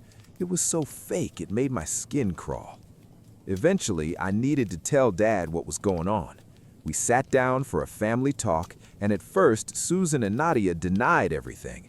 Luckily, I had recorded one of our earlier conversations where they were openly horrible to me. With evidence on the table, they couldn't lie anymore. So instead of denying, they switched to emotional manipulation. They both burst into tears and told Dad they only acted that way because they felt like I hadn't accepted them as family, which was total nonsense. I did see them as family. It was them who treated me like garbage. Yet somehow they expected me to keep being nice to them while they showed me zero respect. Dad was confused and torn. Susan was the first woman he'd really cared for since Mom, and I knew he didn't want to lose that relationship so easily. He asked all of us to try harder to get along. For his sake, I agreed to keep things civil. After that, their behavior shifted again. Instead of being nice in front of Dad and cruel behind his back, they just chose to completely ignore me whenever he wasn't around. It was like I didn't exist. Honestly, I preferred it that way. At least they weren't actively tormenting me. For Dad's sake, we kept up the performance of being one happy family, and that carried on for about a year. Fast forward to just a few days ago. The morning after my birthday, Dad and I had breakfast together, and I pulled him aside. I asked him straight out if Susan and Nadia were upset about not joining us on the India trip. He admitted they were, but also reminded me how much this trip meant to us, especially with it falling so close to Mom's death anniversary. He wanted this to be our special time together, just father and daughter. He promised he'd smooth things over with them later. That was fine by me. Honestly, vacations with Susan and Nadia were torture. Dad and I are explorers. We love walking around, sightseeing, soaking up every bit of culture. They, on the other hand, prefer to sit in the hotel and complain if we're even a little late for dinner. To me, that's not a vacation. That's being trapped. India was supposed to be different. India was supposed to be ours. I didn't think there was anything wrong with that, especially since Susan and Nadia had taken their own little trips together in the past. The only real difference was that ours was longer and farther away, 10 days overseas instead of just a weekend somewhere nearby. but still, it felt completely fair. Dad told me not to stress, to focus on packing and getting ready. He promised he'd deal with Susan and Nadia after we got back. So I did exactly that. For the past 2 days, I was walking on air, too excited to care about their drama. Yesterday, I finished packing everything, double-checked my documents, and tucked my passport into my bag so it would be ready. Our flight was scheduled for today. But now, I don't even know if we're going anymore, because Susan and Nadia crossed a line so insane I still can't believe it. They burned my passport. Yes, burned it. Not lost, not misplaced, they literally destroyed it. I found out just a few hours ago. It was around 6 p.m. yesterday when I was organizing paperwork and noticed it was missing from my bag. By 2 a.m., the truth came out. They had actually set it on fire. They burned my passport before my trip. My dad's revenge was brutal. When I went through my bag to double-check everything before our flight, I realized my passport wasn't there. At first, I thought maybe I misplaced it, so I tore the entire house apart. Drawers, shelves, even the laundry baskets. 45 minutes later, I was sweating, panicking, and close to tears. It was just gone. That's when Susan and Nadia waltzed into my room with these fake sweet voices and asked, "Lose something?" I immediately felt something was off, but in desperation, I admitted I couldn't find my passport anywhere. That's when Susan tossed something on my bed. It was my passport, or at least what was left of it. Half burned, charred along the edges, completely ruined. She smirked and asked, "Was this what you were looking for?" I froze. My brain couldn't even process it at first. When the shock finally wore off, I decided I wasn't going to give them the satisfaction of watching me break down. I calmly set the ruined passport aside, stood up, shut the door in their faces, locked it, and then I collapsed into tears. Dad wasn't home. He was out picking up clothes for the trip. I texted him everything that happened, even attached a photo of the burned passport. Within 20 minutes, I heard him storming into the house. His voice shook the walls as he screamed at Susan and Nadia, calling them psychos and ordering them out. He said he'd already made one mistake when he ignored the first time they mistreated me, and he wasn't about to repeat it just because he once loved Susan. Of course, they immediately tried to fake cry and blame me. Their story? That I'd supposedly left a lit cigarette on my dresser, and that's how my passport caught fire. Which is insane. I don't even smoke. At that point, I came downstairs because I couldn't let them spin lies like that. Dad looked at me and said I was just in time because he had something planned. I assumed he was about to call the police, but no. He went into his office and came back with a stack of papers. Nadia's face went pale the second she saw them. Then, without saying a word, Dad ripped the documents in half right in front of Susan. Turns out those papers were for Nadia's student loan. She needed Dad to co-sign so she could pay for college since Susan hadn't saved a dime for her. Dad had been ready to help. Not anymore. That was his revenge. My passport for her college dream. Fair trade, honestly. Within an hour, Susan and Nadia were gone. They begged, pleaded, even got on their knees, but Dad didn't budge. Now, since the moment they left, they've been spamming me with texts. Nadia especially. She keeps begging me to convince Dad to reconsider, promising she'll do anything to make up for it. She claims they never knew Dad was going to co-sign her loan, and that they just lashed out because they felt excluded. I finally replied once. I reminded them that they've gone on plenty of mother-daughter trips without us, so why is it unfair when Dad and I wanted one international trip with Dad, without my stepmother and stepsister? Their getaways usually last only 2 to 3 days, somewhere nearby, while ours was supposed to be 10 full days in India. That's a big difference. So here I am asking, am I really the bad guy for wanting one international trip with my dad without my stepmother and stepsister? Well, before I continue, I'll just say what I think the answer is. No, not at all. This situation seems clear. I wasn't wrong. I wanted time with my dad, especially on my 18th birthday, and especially since it was in honor of my late mom. What Susan and Nadia did was cruel and manipulative, and it says more about them than about me. My dad, he's the one I feel bad for. He fell for a woman who clearly didn't respect me, and by extension, didn't really love him the way she should have. Update 2. A lot of people asked why we didn't call the cops after they destroyed my passport. The truth? It didn't even cross my mind at first. I was in shock, panicking, crying, and honestly, what would it have done? They would have just claimed it was an accident, dragged it out forever, and nothing would change. We didn't want that mess. Others also asked why I wasn't in college yet. I graduated high school last year and decided to take a gap year to figure myself out. I worked a few jobs, interned in journalism, and gained some experience in the field I want to study. Now I'm applying to schools, and luckily my grandparents have already promised to cover my tuition, so my dad doesn't have to stress about me. Nadia's situation was completely different, which is why Dad was planning to co-sign her student loan. But after what happened, well, you already know how that ended.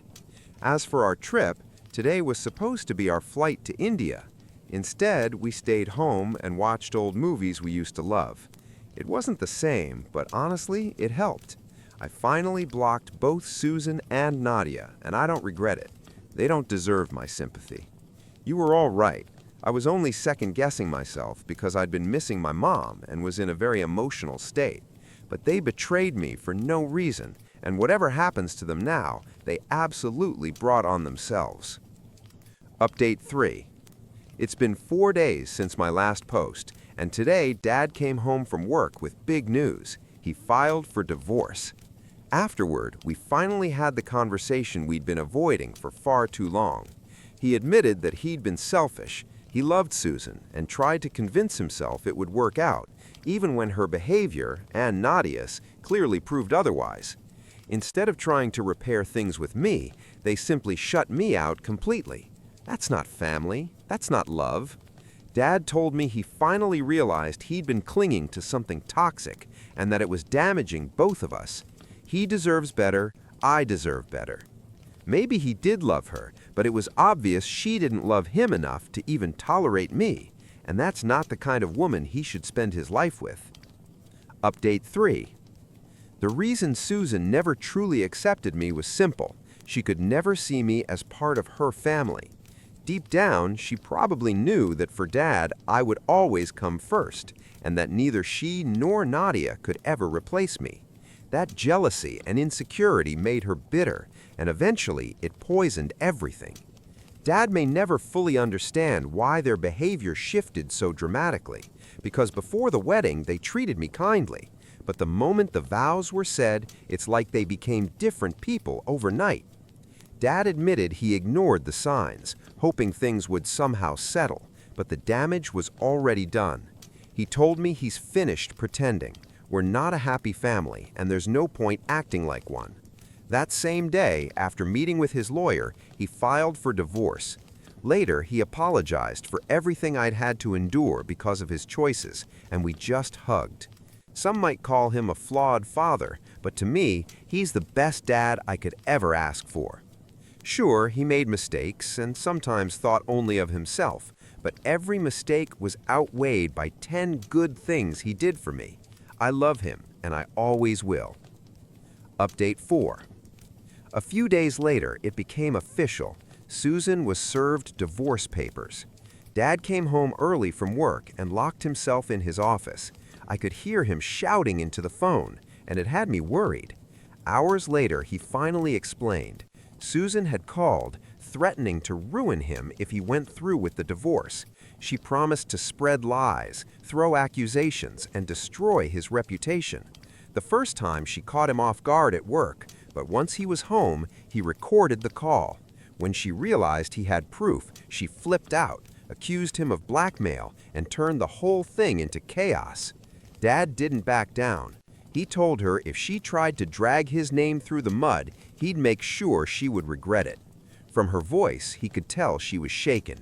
He said the process will start soon, and once it's finalized, He and I will finally take that trip to India together, he promised me. For now, we just hope she doesn't create more problems. But honestly, with the evidence I have, including the destroyed passport, she knows she's fighting a losing battle. Update 5. Hi again, quick update because I'm super busy. The divorce is officially finalized, and the outcome? Honestly, Dad hit the jackpot. Susan walked away with nothing. No alimony, no settlement, no ridiculous child support she tried to claim out of nowhere. She fought dirty, but it didn't work. So now it's just us. We kept everything, and for the first time in a long time, life feels calm. I already have my new passport, and Dad and I have started planning our India trip again. This time, it's really happening. I can't even describe how excited I am. More importantly, I'm genuinely happy now. Thank you all for your support along the way.